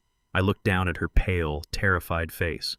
I addressed the entire room with absolute crystalline authority. I informed the board of directors that they had been actively participating in a massive illegal fraud orchestrated by a desperate, unauthorized employee. I revealed the true, heavily guarded ownership structure of the empire. I stated clearly that I was not a retired, disgraced former owner suffering from cognitive decline. I directed their attention to the certified documents resting on the table. The papers bore the official seals of the state and the primary financial institutions. They definitively proved the absolute existence of Wright Holdings, LLC. I announced that Wright Construction was merely a subordinate operating subsidiary. I was the absolute lifetime dictator of the umbrella corporation that controlled every single asset, every contract, and every bank account they possessed. I explained that her signature was legally worthless. The power dynamic inverted completely in a matter of seconds. Valerie's 15-year illusion of corporate supremacy was thoroughly and permanently shattered in front of the exact audience she had spent decades manipulating. The silence in the boardroom was absolute, broken only by the ragged, panicked breaths escaping Valerie's throat. I did not give her a single moment to recover or attempt to spin a defensive narrative. I reached into the interior pocket of my charcoal suit and extracted a small, heavily encrypted black USB drive. I walked past her frozen frame and plugged the device directly into the boardroom's main projection console. The massive digital screen on the far wall instantly illuminated, casting a harsh, unforgiving white glare across the faces of the 12 seated executives. I did not raise my voice. I spoke with the calm, measured cadence of a man meticulously pouring a solid concrete foundation. I guided the stunned board members through a highly detailed, undeniable chronological map of Valerie's systematic embezzlement. The screen displayed raw, unfiltered financial logs, exposing exactly how she had siphoned massive amounts of capital from vital operational budgets, using fabricated invoices to fund her lavish lifestyle and sustain Derek's highly inflated executive salary. I then picked up a stack of thick manila folders from my briefcase and slid them firmly down the center of the polished mahogany table. I instructed the board to open them. Inside each folder were high-resolution photographs provided by Hector, clearly showing Derek pacing nervously inside the desolate downtown pawnshop. Right beside those images was a flawless copy of the cheap, faded carbon receipt bearing Derek's sloppy signature. I explained the exact fate of the $18,000 custom Rolex Valerie had publicly gifted him at the company gala. I detailed how her brilliant young vice president of operations had frantically liquidated the luxury timepiece for a fraction of its value to pay off a violent, underground sports betting syndicate less than 48 hours after strapping it to his wrist. The executives flipped through the photographic evidence in absolute horror, but I had reserved the most fatal blow for last. I clicked the presentation remote, shifting the massive screen to display a series of highly classified routing numbers. I revealed the devastating, undeniable truth behind the purchase of that specific watch. Valerie had not used her personal wealth. She had illegally bypassed our secure internal firewalls and drained $18,000 directly from the employee pension reserve. The very men and women breaking their backs in the freezing rain, pouring concrete and welding steel for this company, had their hard-earned futures robbed simply to buy a shiny trinket for a parasitic gambling addict. The air in the room grew suffocatingly thick as the sheer magnitude of her corporate treason settled over the executives. Several board members turned pale, staring at the projected routing numbers with open disgust. But I was not entirely finished dissecting the rot of her administration. It was time to permanently rip the bandages off the foundational lie she had used to build her entire regime. I reached back into my leather briefcase and pulled out a brittle, heavily guarded plastic sleeve. I addressed the silent elephant that had hovered in the room for a decade and a half. I spoke directly about my supposed mental decline and my sudden, highly scrutinized resignation 15 years ago. Valerie had successfully convinced every single person in this room that the immense crushing pressure of a federal audit had permanently broken my mind. She had weaponized my silent departure to paint herself as the tragic, brilliant savior of right construction. I pulled a stack of aged, yellowing, ink-signed documents from the plastic sleeve and passed the original pages down the table. I instructed the senior board members to examine the signatures closely. The documents explicitly authorized the catastrophic, high-risk offshore investment portfolio that had nearly triggered federal indictments and bankrupted the firm all those years ago. The bold, arrogant signature at the bottom of every single disastrous ledger belonged entirely to Valerie. I looked directly into the eyes of the oldest executives present. I stated with absolute unwavering clarity that my mind had never faltered and my cognitive abilities had never declined. I stood before the federal prosecutors 15 years ago and willingly absorbed the absolute entirety of the blame. I accepted the total destruction of my spotless professional reputation specifically to shield my wife from a decade behind federal prison bars. I sacrificed my public legacy to ensure she did not spend her life in a concrete cell. I announced that my profound, unyielding loyalty was rewarded with a relentless 15-year defamation campaign. She had systematically labeled me incompetent to mask her own massive criminal incompetence from the world. I stared down at Valerie's trembling hands. I declared to the entire room that the statute of limitations on my silent martyrdom had officially expired. I would no longer carry the heavy, suffocating weight of her sins on my shoulders. I was taking my name and my legacy back by force. The 12 board members sat in stunned, paralyzed silence, their eyes darting rapidly between the aged federal documents and the fresh evidence of the looted pension funds. The terrifying, undeniable extent of Valerie's crimes was laid bare under the harsh fluorescent lights. She had completely compromised the financial integrity of the company and exposed every single executive at the table to massive federal liability. Valerie opened her mouth, her jaw trembling violently as she attempted to weave one final desperate lie to save her collapsing empire. The chairman of the board, A stern, silver-haired man who had previously championed her leadership raised a firm, uncompromising hand, instantly silencing her. He did not ask for her explanation or allow her a single word of defense. The raw evidence was entirely unassailable, and the legal threat to the umbrella holding company was imminent. The chairman immediately called for an emergency, binding corporate vote to neutralize the active threat. The procedural motion was swift, clinical, and entirely unanimous. Every single hand in the room raised to permanently invalidate Valerie's executive authority. The board legally mandated an instantaneous total freeze on all her remaining corporate assets, her platinum expense accounts, and her digital access keys. She was publicly and legally stripped of her title as chief executive officer in front of her peers. The enormous inflated salary she had weaponized to purchase Derek's false affection evaporated into thin air. Derek, who had been leaning casually against the floor-to-ceiling windows, watched the entire spectacle unfold with cold, predatory calculation. He realized instantly that the host was completely dead and the limitless fountain of wealth had permanently run dry. He did not rush forward to defend the woman who had sacrificed her entire career to fund his addictions. He simply pushed off the glass window, adjusted the lapels of his custom Italian suit, and walked straight toward the heavy double doors. He slipped out of the boardroom without offering Valerie a single backward glance, completely abandoning her to the wolves. Valerie sat entirely frozen at the head of the long mahogany table. She was completely stripped of her corporate power, drained of her stolen wealth, and permanently deserted by her rented lover. The public execution was absolute. Derek stopped dead in his tracks just inches from the frosted glass doors. The absolute finality of the board's unanimous vote triggered a frantic, cowardly survival instinct deep within his parasitic mind. He understood immediately that the limitless fountain of wealth had not just dried up, it had transformed into a massive federal crime scene. He spun around to face the stunned executives, raising his hands in a pathetic theatrical display of surrender. He loudly and aggressively attempted to distance himself from the woman who had just sacrificed her entire career for his benefit. He projected his voice across the silent mahogany table, claiming absolute ignorance. He insisted that Valerie had completely manipulated him, orchestrating the fraudulent equipment liquidation and the offshore shell corporations without his explicit knowledge.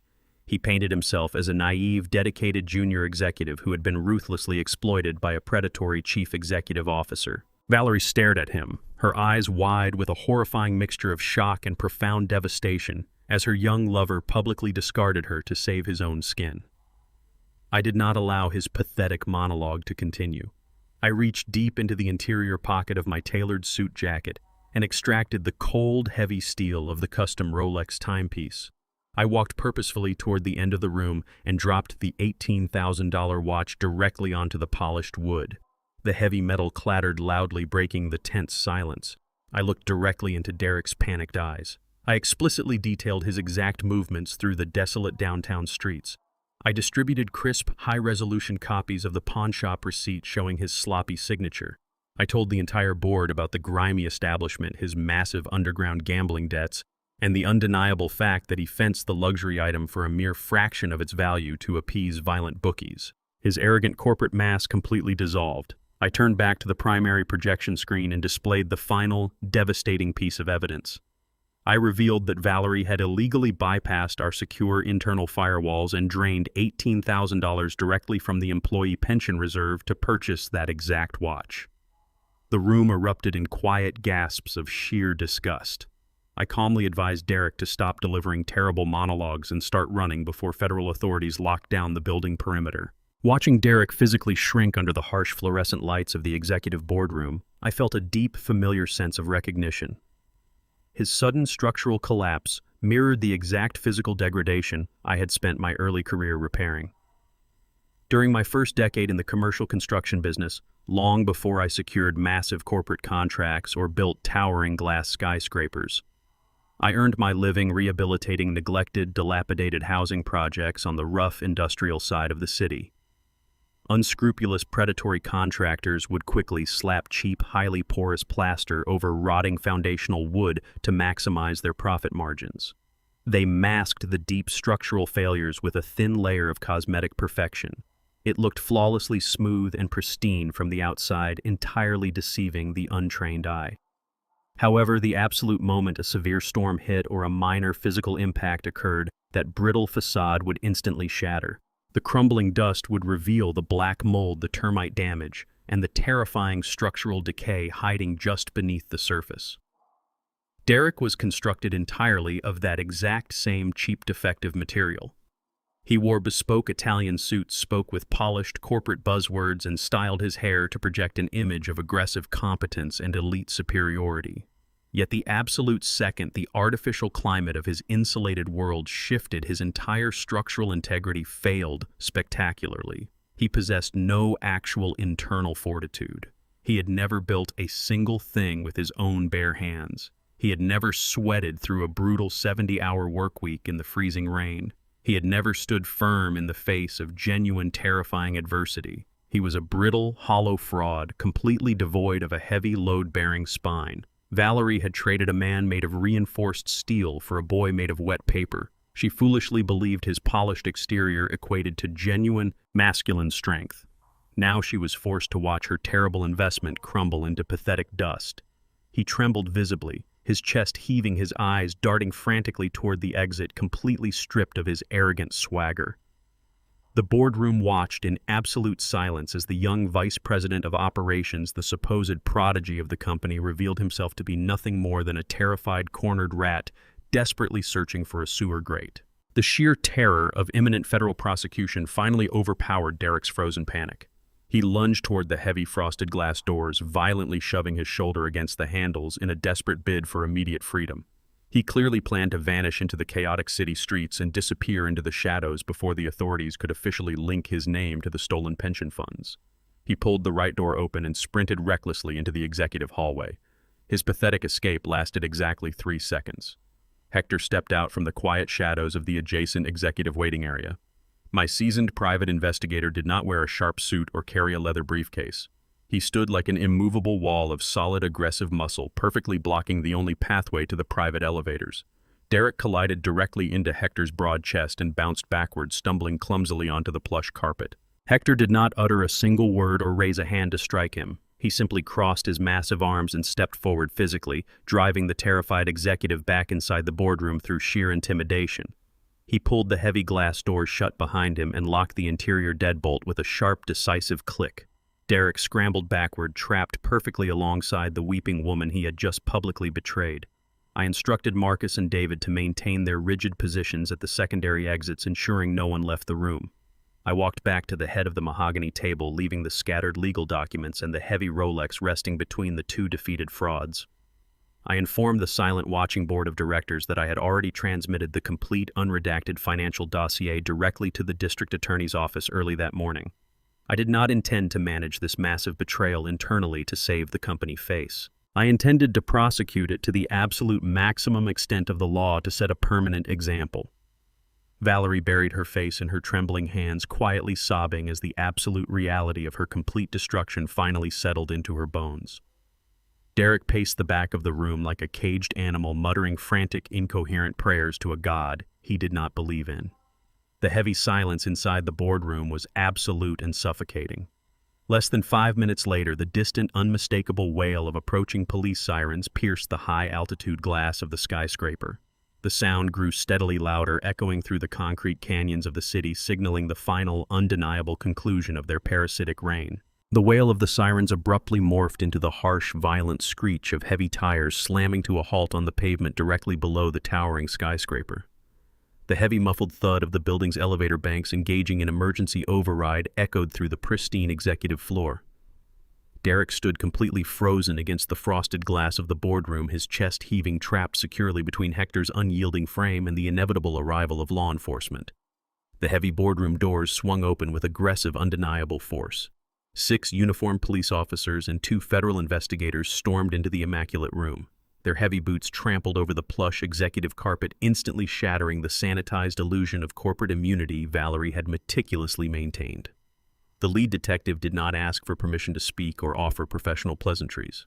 He loudly and firmly announced the immediate arrest of both Valerie and Derek on multiple felony charges of grand larceny, corporate fraud, and the massive embezzlement of employee pension funds.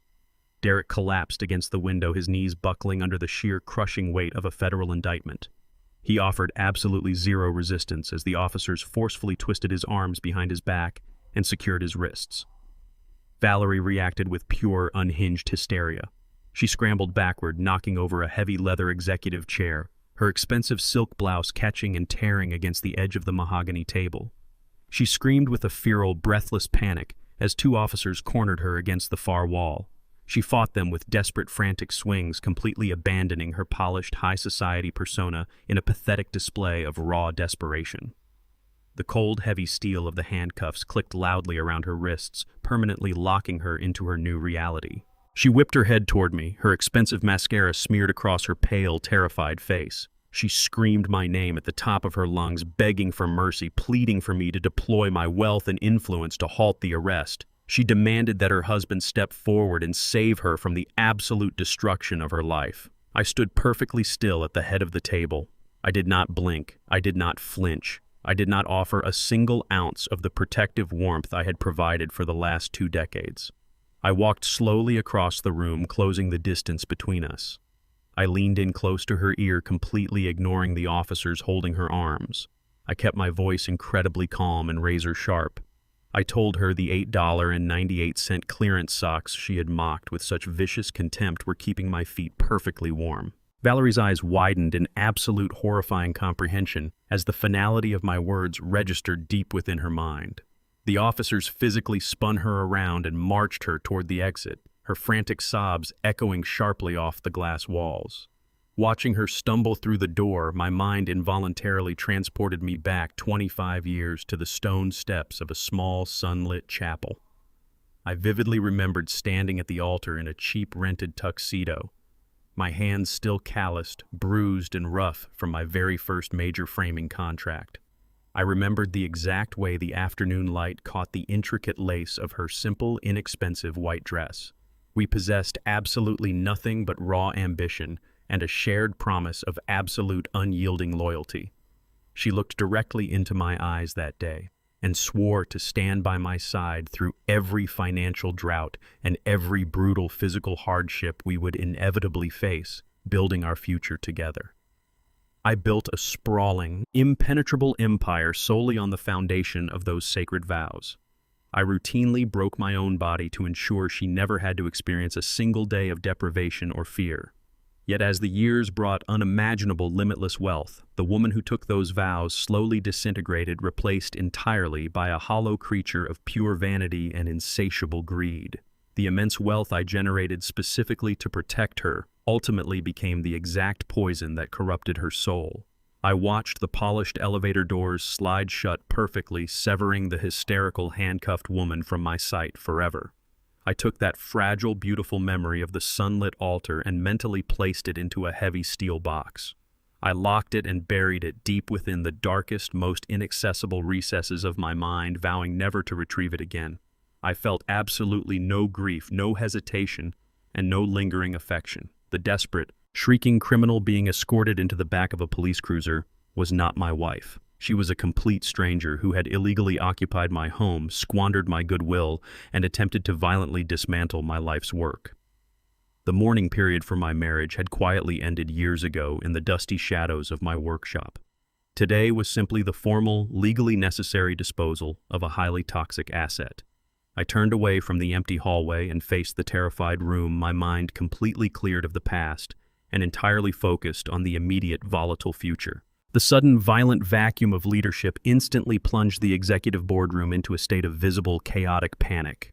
The 12 remaining board members stared blankly at the empty space where their fraudulent chief executive officer had stood mere moments prior.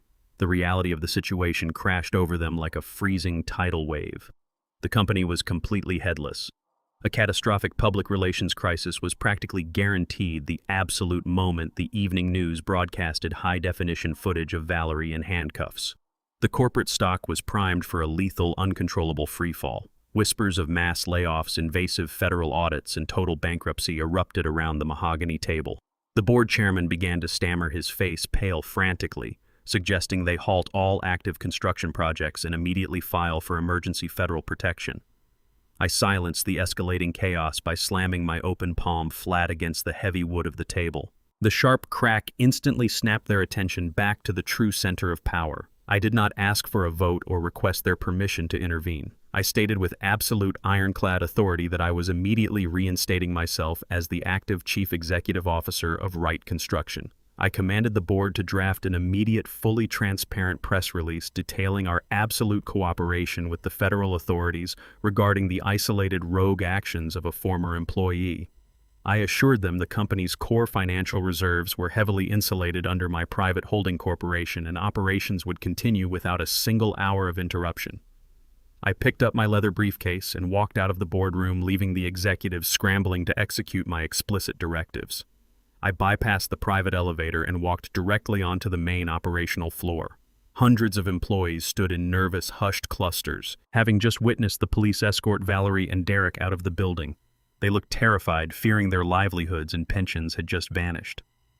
I walked to the exact center of the massive floor and raised my voice, carrying the undeniable cadence of the man who had personally hired almost every veteran in the room. I announced that the corporate rot had been surgically removed.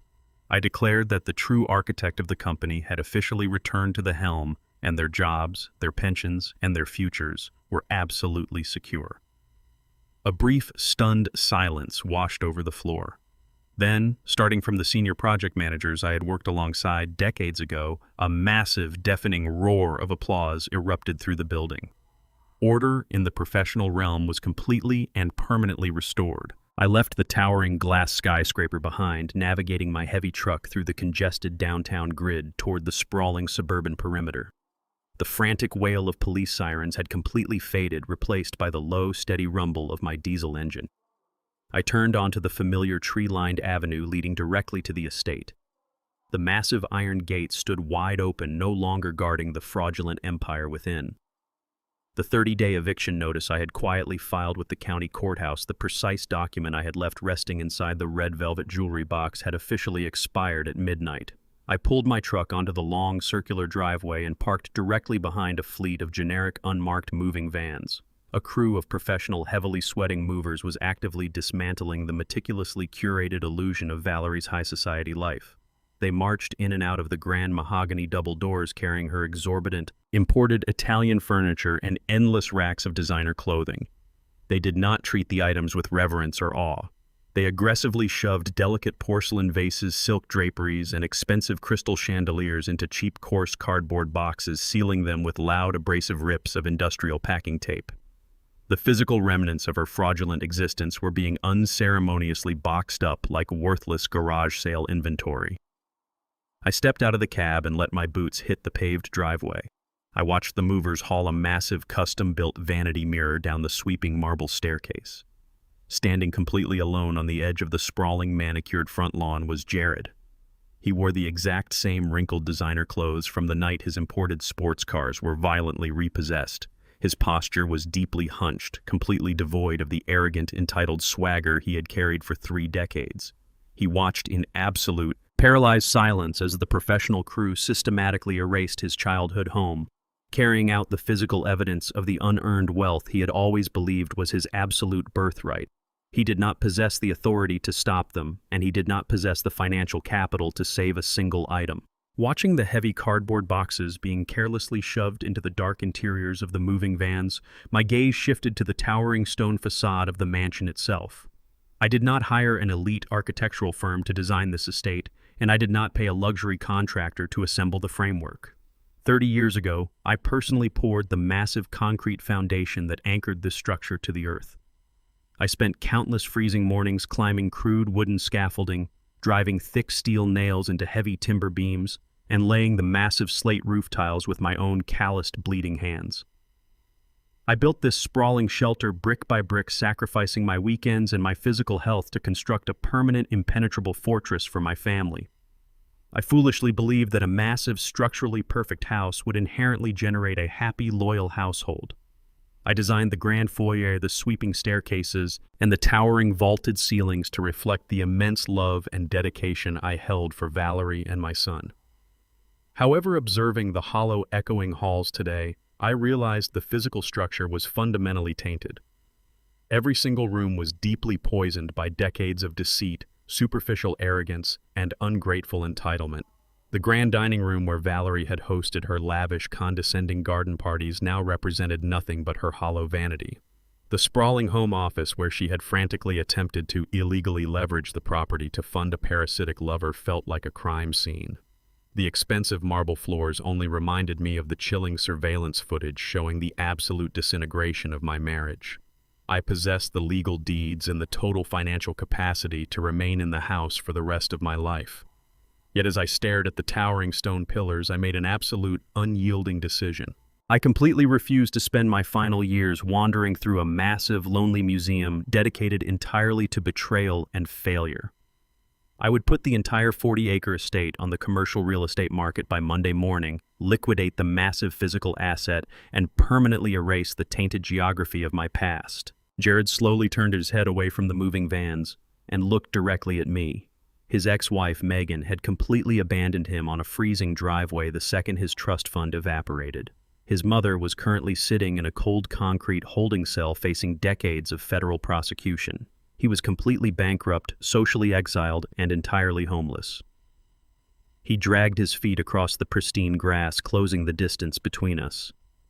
He stopped a few feet away, trembling visibly in the cool afternoon air. He did not scream, curse, or throw a violent tantrum like he had in my workshop days earlier. The crushing weight of absolute reality had finally broken his fragile ego. He wept silently, his voice cracking as he begged me for a place to sleep. He pleaded for a temporary room in my current residence, promising he would stay completely out of my way if I just provided a basic safety net. I did not offer him comfort, and I did not open the passenger door of my truck. I reached into the interior pocket of my suit jacket and pulled out a single folded sheet of standard white printer paper. I handed it directly to him. Jared unfolded the document with shaking hands. It was a standard entry-level employment application for a manual labor position at Wright Construction. I informed him with absolute, unwavering clarity that the limitless bank accounts were permanently sealed. I offered him minimum wage to haul lumber sweep active commercial job sites and mix concrete in the grueling summer heat. I told him that if he accepted the brutal, exhausting reality of manual labor, I would deduct a small fee from his weekly paycheck to cover the rent for a tiny, unheated storage room situated directly above my heavy equipment garage. I explicitly stated there would be absolutely no corporate advancements, no fancy titles, and zero special treatment. He stared down at the cheap paper application, fully comprehending the magnitude of the ultimatum. He was forced to make the ultimate agonizing choice between clinging to the shattered, worthless remnants of his unearned pride or submitting to the harsh, unforgiving physical labor required for his basic human survival. I turned my back, climbed into the cab of my heavy truck, and drove away, leaving him entirely alone on the lawn to forge his own destiny. I shifted my heavy truck into gear, fully intending to leave Jared standing alone with the weight of his ultimate decision. Before my boot could press the accelerator, a sleek black rideshare vehicle tore down the street and abruptly swerved onto the edge of the circular driveway, tires grinding aggressively against the manicured curb. The rear passenger door swung open with violent force before the vehicle had even completely stopped. Megan stormed out onto the pavement.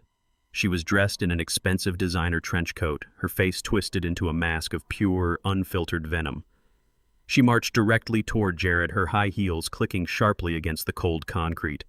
She did not offer a greeting or a single shred of sympathy for his pathetic, shattered state.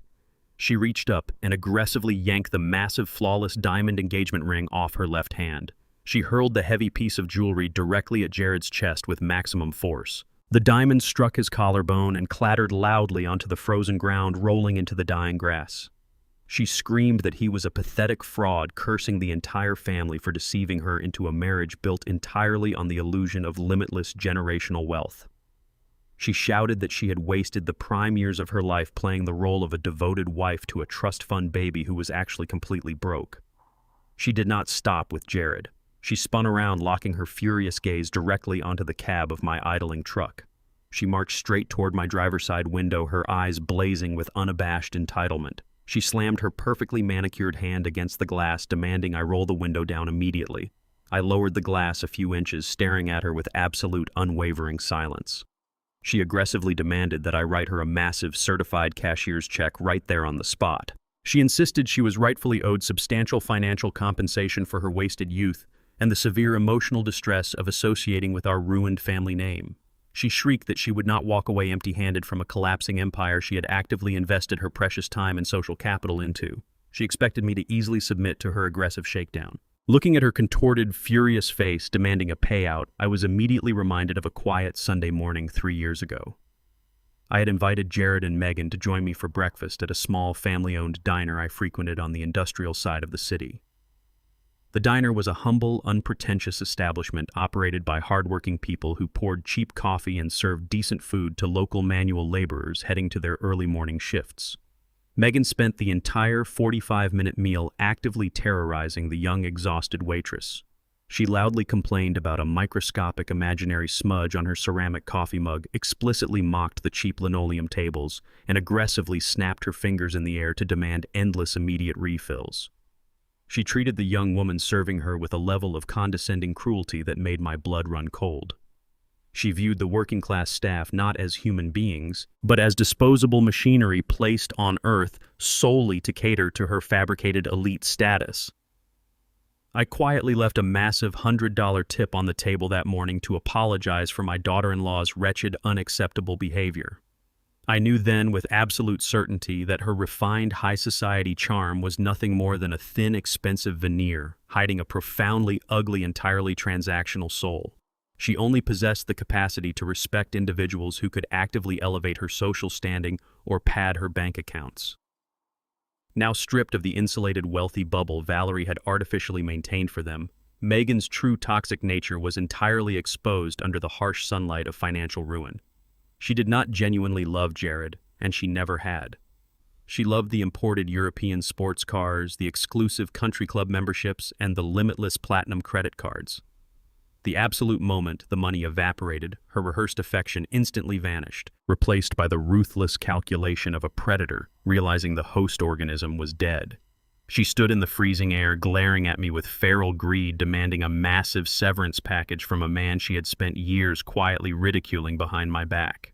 Poverty and desperation had merely stripped away her designer mask, revealing the hollow parasite that had always thrived underneath the polished surface. Megan leaned closer to the slightly open window of my truck, her voice dropping to a vicious, threatening hiss. She explicitly promised to orchestrate a massive, highly destructive public spectacle if I refused to meet her steep financial demands. She threatened to march directly to the local press and the high society country club boards, vowing to loudly broadcast every dirty, humiliating detail of Valerie's federal arrest and the family's absolute bankruptcy. She sneered, fully believing she held the ultimate leverage to extort a final massive payout to comfortably fund her luxurious escape. I did not raise my voice, and I did not reach for my checkbook to negotiate a peaceful surrender. I calmly reached into the center console of my truck and picked up a small black plastic USB drive. I held it up to the crack in the window, forcing her to look directly at the small digital storage device. I spoke with the calm, deadpan cadence of a man who held all the cards. I informed her that this specific drive contained the crystal-clear, high-definition security footage of her kneeling on the dusty floor of my commercial workshop just a few days ago. I vividly described the undeniable video evidence of her violently jabbing a solid steel letter opener into my locked desk drawer, desperately attempting to physically burglarize my private safe. I explained the precise, unforgiving legal definition of attempted grand larceny and breaking and entering. I politely suggested she turn around, climb back into the waiting rideshare vehicle, and leave the state immediately. I stated with unwavering certainty that if I ever saw her face again, or if she uttered a single word to the press, I would hand the unedited footage directly to the district attorney and personally fund her rapid criminal prosecution.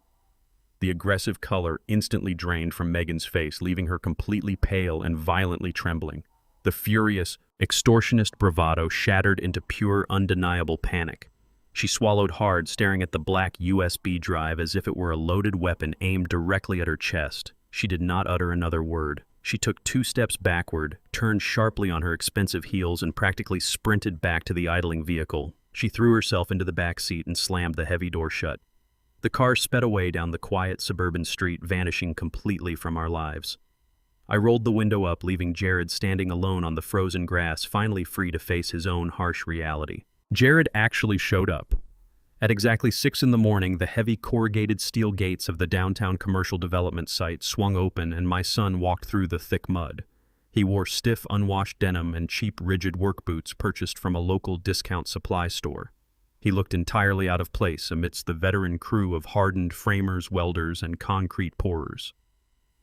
I sat parked a block away in the cab of my idling truck, watching the site through the tinted glass. The site foreman, a ruthless industry veteran named Miller, who answered directly to me, did not offer Jared a polite orientation or a welcoming corporate handshake. Miller pointed a scarred, calloused finger toward a massive wooden pallet stacked high with 90-pound bags of raw Portland cement. The instruction was clear, loud, and completely devoid of any sympathy. He ordered Jared to move the entire pallet to the mixing station on the far side of the uneven, heavily rutted lot. Jared hesitated for a fraction of a second before stepping forward. He grabbed the thick paper ears of the first heavy sack and hauled it against his chest. I watched his knees buckle slightly under the immense, unfamiliar weight. A cloud of fine gray silica dust puffed into the air, instantly coating his face and filling his lungs. He stumbled across the uneven terrain, his breath coming in ragged, visible gasps in the freezing morning air. By the 5th trip, his soft, perfectly manicured hands began to crack open. By the 10th trip, bright red blood seeped through the cheap fabric of his canvas work gloves, staining the gray paper of the cement bags. For the very first time in his entire pampered life, he was performing honest, grueling physical labor. He was actively trading his severe physical pain for a meager hourly minimum wage. I felt a sudden surge of paternal instinct urging me to open the heavy truck door, walk across the dirt, and offer him a bottle of water and a single word of encouragement. I brutally crushed that instinct. I did not move a single inch. I merely sat behind the wheel and watched the punishment unfold. This vital psychological adjustment required absolute, unrelenting boundaries. Offering him praise now would merely reinforce the transactional nature of his upbringing. He had to earn his place in the dirt without a single shred of external validation. Watching the bright blood bloom across his cheap work gloves, my mind flashed back 45 years to an equally freezing, desolate morning. I was 16 years old, profoundly arrogant, and entirely convinced I knew everything about how the world operated. I had recklessly crashed my truck into a neighbor's brick fence the night before in a moment of pure teenage stupidity. My father did not yell "ground me" or pay for the costly damages out of his own pocket to protect my fragile reputation. Instead, he dragged me out of bed hours before dawn and drove me to a brutal industrial roofing site. He handed me a heavy wooden-handled framing hammer and a massive bucket of steel roofing nails. He forced me to spend the next 14 hours bent over on a steep, sun-baked incline, driving nails into thick asphalt shingles until my hands bled and my spine felt completely shattered. When I eventually dropped the hammer and showed him my blistered, weeping palms, expecting sympathy and a comfortable ride home, he simply handed the heavy tool back to me. He looked me dead in the eyes and stated that the sharp, burning pain of a shattered blister is the exact raw material required to pour the solid foundation of a man's character. He taught me that nobody owed me a comfortable existence, and that every ounce of respect in this world had to be paid for with extreme sweat and relentless effort. I had completely failed to pass that vital foundational lesson down to Jared. In my desperate, misguided attempt to shield my son from the brutal physical hardships I had endured, I had accidentally raised a fragile, entitled parasite. I had built him an impenetrable glass castle and allowed Valerie to convince him he was undeniable royalty. I watched Jared drag another heavy bag of cement across the rutted earth, his face contorted in sheer agony. The heavy guilt of my past leniency burned hot in my chest, but it directly fueled my current resolve. I was finally acting as the tough, uncompromising father he had desperately needed 3 decades ago. I was actively letting the dirt and the heavy labor strip away the toxic layers of entitlement that had completely ruined his adulthood. The mid-morning sun broke through the heavy winter cloud cover, casting a harsh, unforgiving light across the dusty job site. Jared was physically and mentally deteriorating at a rapid pace. The thick, abrasive cement dust coated his throat, causing him to cough violently with every single labored step. The profound, inescapable humiliation of performing low-level manual labor directly in front of seasoned workers who clearly despised his weakness was visibly wearing him down. He reached the heavy wooden pallet to retrieve his 30th bag of cement. He grabbed the rough paper edges, but his bleeding, trembling fingers severely lacked the necessary grip strength. He heaved the 90-pound sack upward, pulling it toward his chest, but his exhausted core muscles completely failed him. The heavy bag slipped from his grasp and slammed violently into the compacted dirt. The thick paper ruptured instantly, sending a massive, blinding cloud of gray powder directly into his face and all over his boots. Miller stopped walking and stared at him. The surrounding crew paused their tasks, waiting in absolute silence to see if the boss's fallen son would finally break and walk away. Jared stood completely still in the center of the expanding dust cloud. His chest heaved. He stared down at the ruined bag, his fists clenching tightly at his sides. I watched him calculate his immediate escape. I saw the exact moment the overwhelming urge to walk off the site, abandon the humiliating job, and preserve his shattered pride washed over him. He looked toward the open steel gates, calculating the distance to freedom. But the terrifying truth of his current existence abruptly halted his retreat. The massive corporate trust fund was permanently gone. The sprawling luxury estate was currently being liquidated on the commercial market. Megan had permanently vanished without a backward glance. He realized with absolute, terrifying clarity that there was absolutely no financial safety net left to catch him. If he walked out those gates, he would freeze and starve on the city streets. Jared slowly closed his eyes, swallowed hard, and wiped the abrasive dust from his face with the back of his bloody glove. He dropped to his knees, grabbed the torn edges of the heavy bag, and hoisted the awkward shifting weight back against his chest. He turned around and resumed his slow, agonizing march toward the mixing station. The veteran crew silently went back to their assigned tasks. I put my heavy truck in gear and slowly drove away from the construction site. The long, grueling healing process had finally begun. The heavy mahogany doors of the federal courthouse swung shut, sealing out the chaotic noise of the city. I sat perfectly still in the second row of the public gallery. The air inside the room was sterile, heavily conditioned, and entirely devoid of the luxurious warmth Valerie had spent 2 decades aggressively cultivating. She sat at the defendant's table. The physical transformation was absolute and unforgiving. The impeccably tailored designer suits, the flawless silk blouses, and the aggressive, commanding posture that had defined her fraudulent corporate reign had been entirely stripped away. She wore a drab, shapeless beige institutional uniform. Her posture was severely slumped, her shoulders collapsing inward under the immense crushing weight of federal prosecution. Her hair, once styled with meticulous, expensive perfection, hung limp and completely devoid of its former luster. She looked profoundly aged, visibly withered by months of confinement and the absolute evaporation of her stolen wealth. The structural foundation of her elite persona had permanently collapsed. The prosecution's case had been a swift clinical execution, made significantly faster by the ultimate predictable cowardice of her rented lover. Derek had not stood by her side to face the consequences of their mutual greed. The absolute second, the federal investigators presented the undeniable evidence of the looted employee pension funds, his fragile, pathetic ego shattered. He immediately accepted a highly restrictive plea deal. He aggressively traded his loyalty for a reduced sentence, taking the witness stand and systematically detailing every single one of Valerie's illegal financial maneuvers. He painted her as the sole architect of the embezzlement, eagerly shifting the entire burden of guilt onto the woman who had illegally purchased his false affection. Valerie was forced to sit in silence and listen, as the man she had sacrificed her entire career for publicly discarded her to save himself. The stern, silver-haired federal judge adjusted his glasses and looked down from the high bench.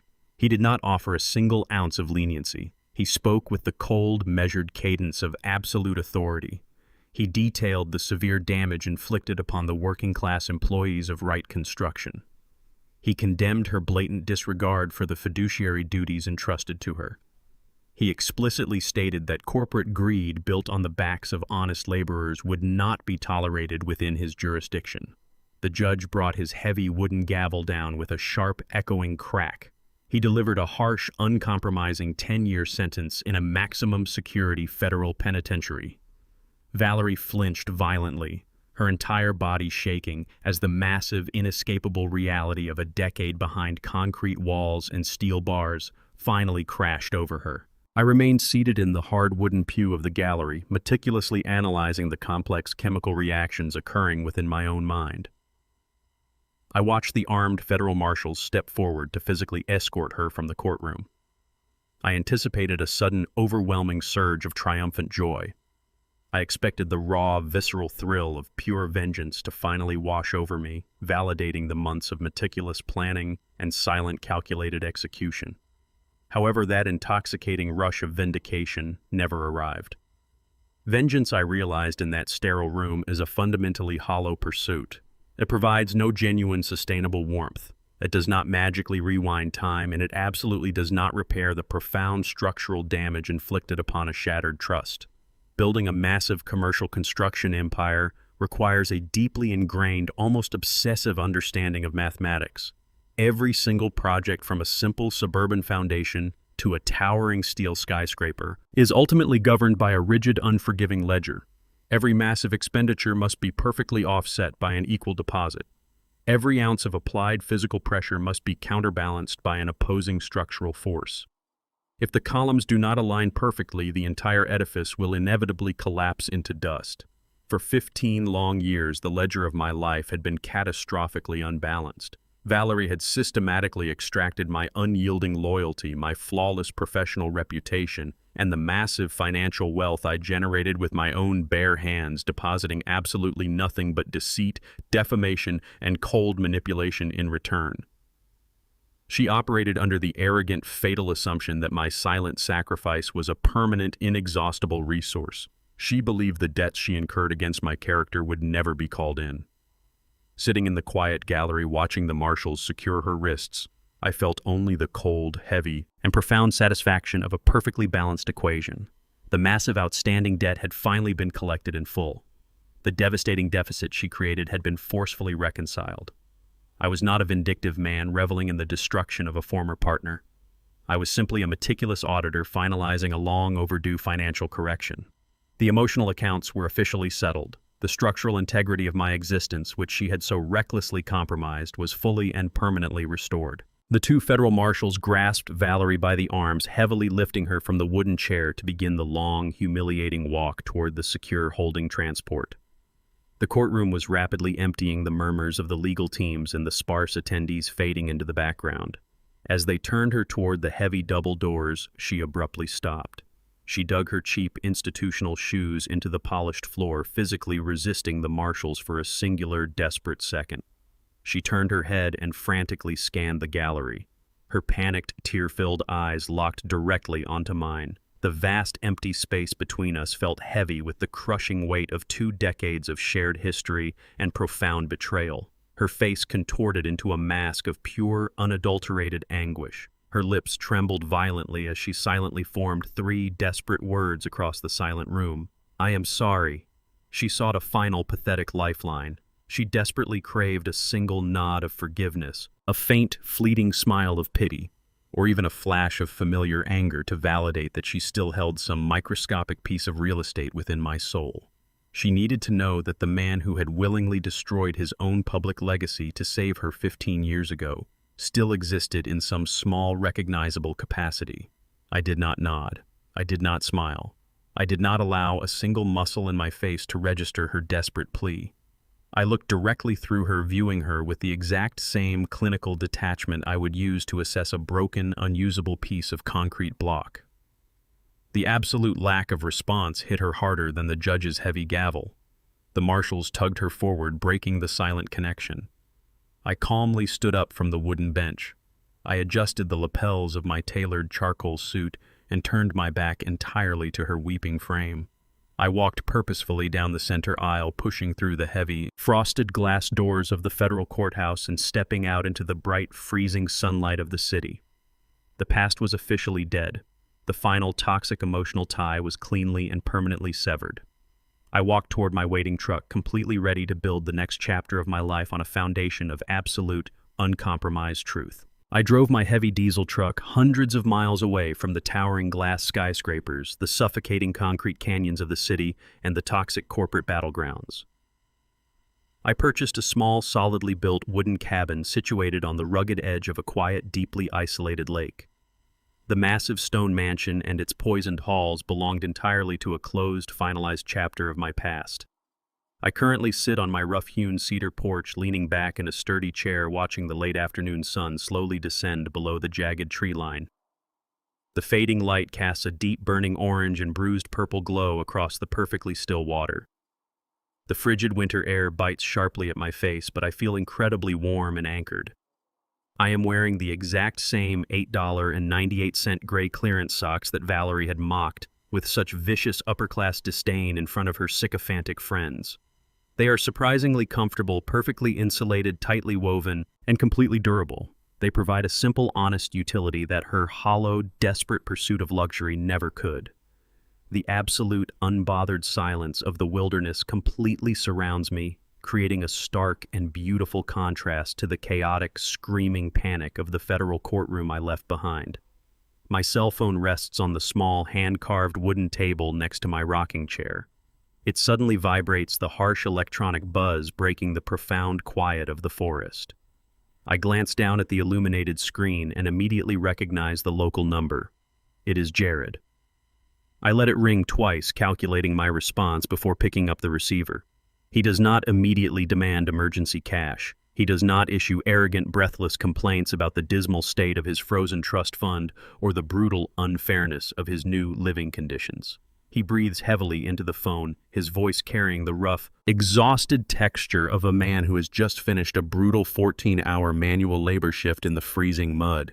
He tells me the site foreman kept the framing crew late to finish pouring a massive commercial foundation before the weather turned.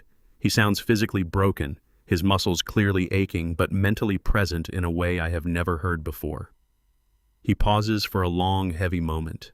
He nervously clears his throat and asks if I would be willing to meet him for a cheap cup of black coffee at the local diner this coming weekend. He specifically and deliberately mentions that he will pay for the bill using his own weekly wages. I listen closely to the subtle, fundamental shift in his cadence.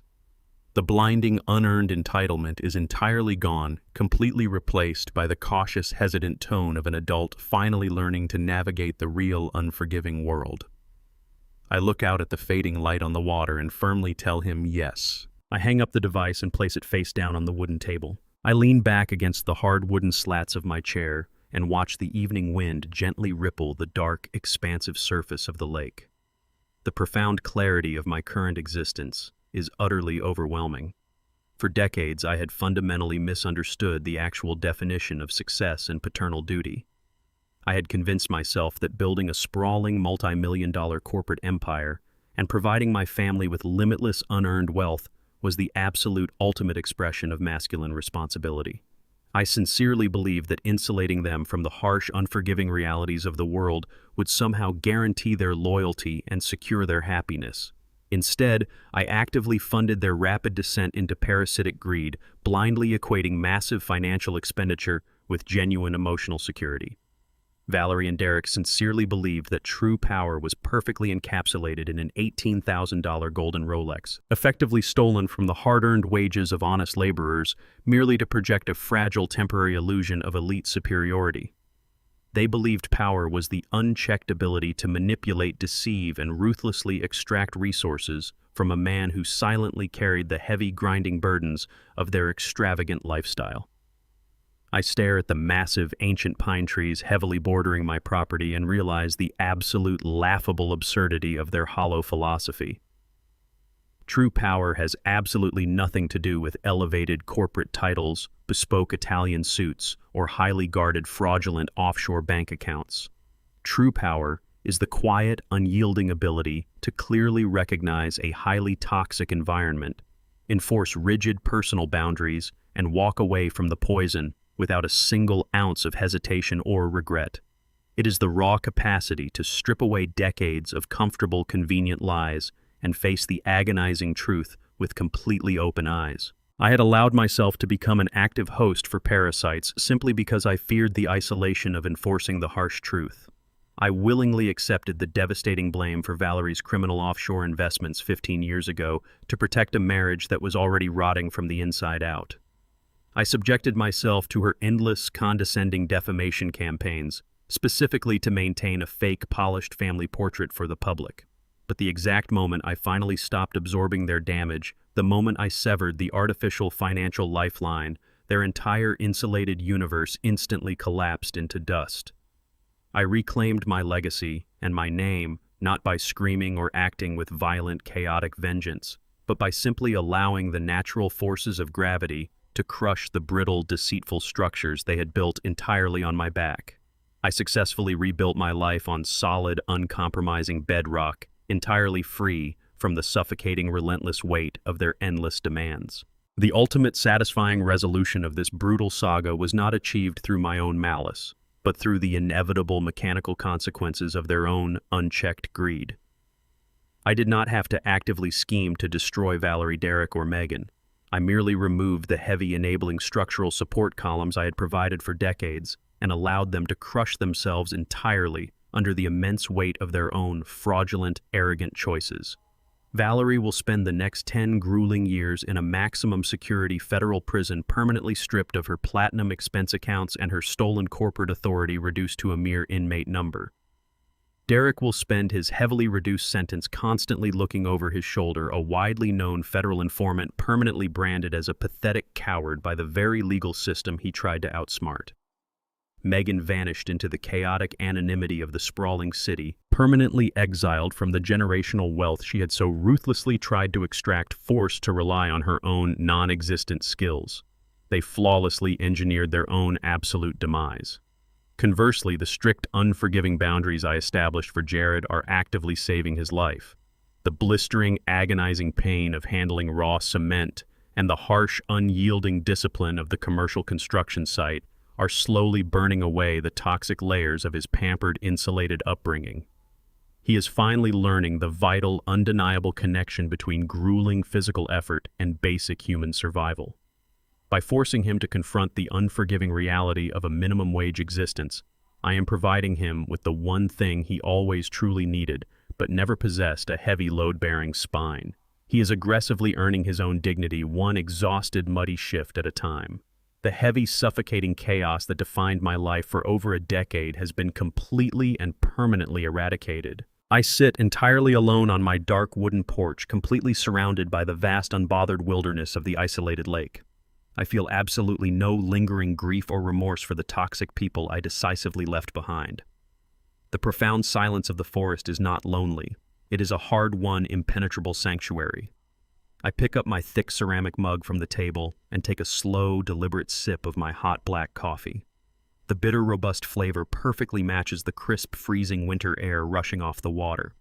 The structural integrity of my existence is flawlessly intact. The massive debts have been fully collected, the toxic liabilities permanently liquidated, and the ledger perfectly balanced. The silent adjustment is completely finished. Did you find value in this story of silent justice and reclaiming personal dignity? Which part of the strategy resonated with you the most? Share your thoughts in the comments below. If this narrative empowered you to set your own unbreakable boundaries, please subscribe to the channel, like the video, and turn on notifications for more gripping life stories. See you in the next chapter, with respect and truth.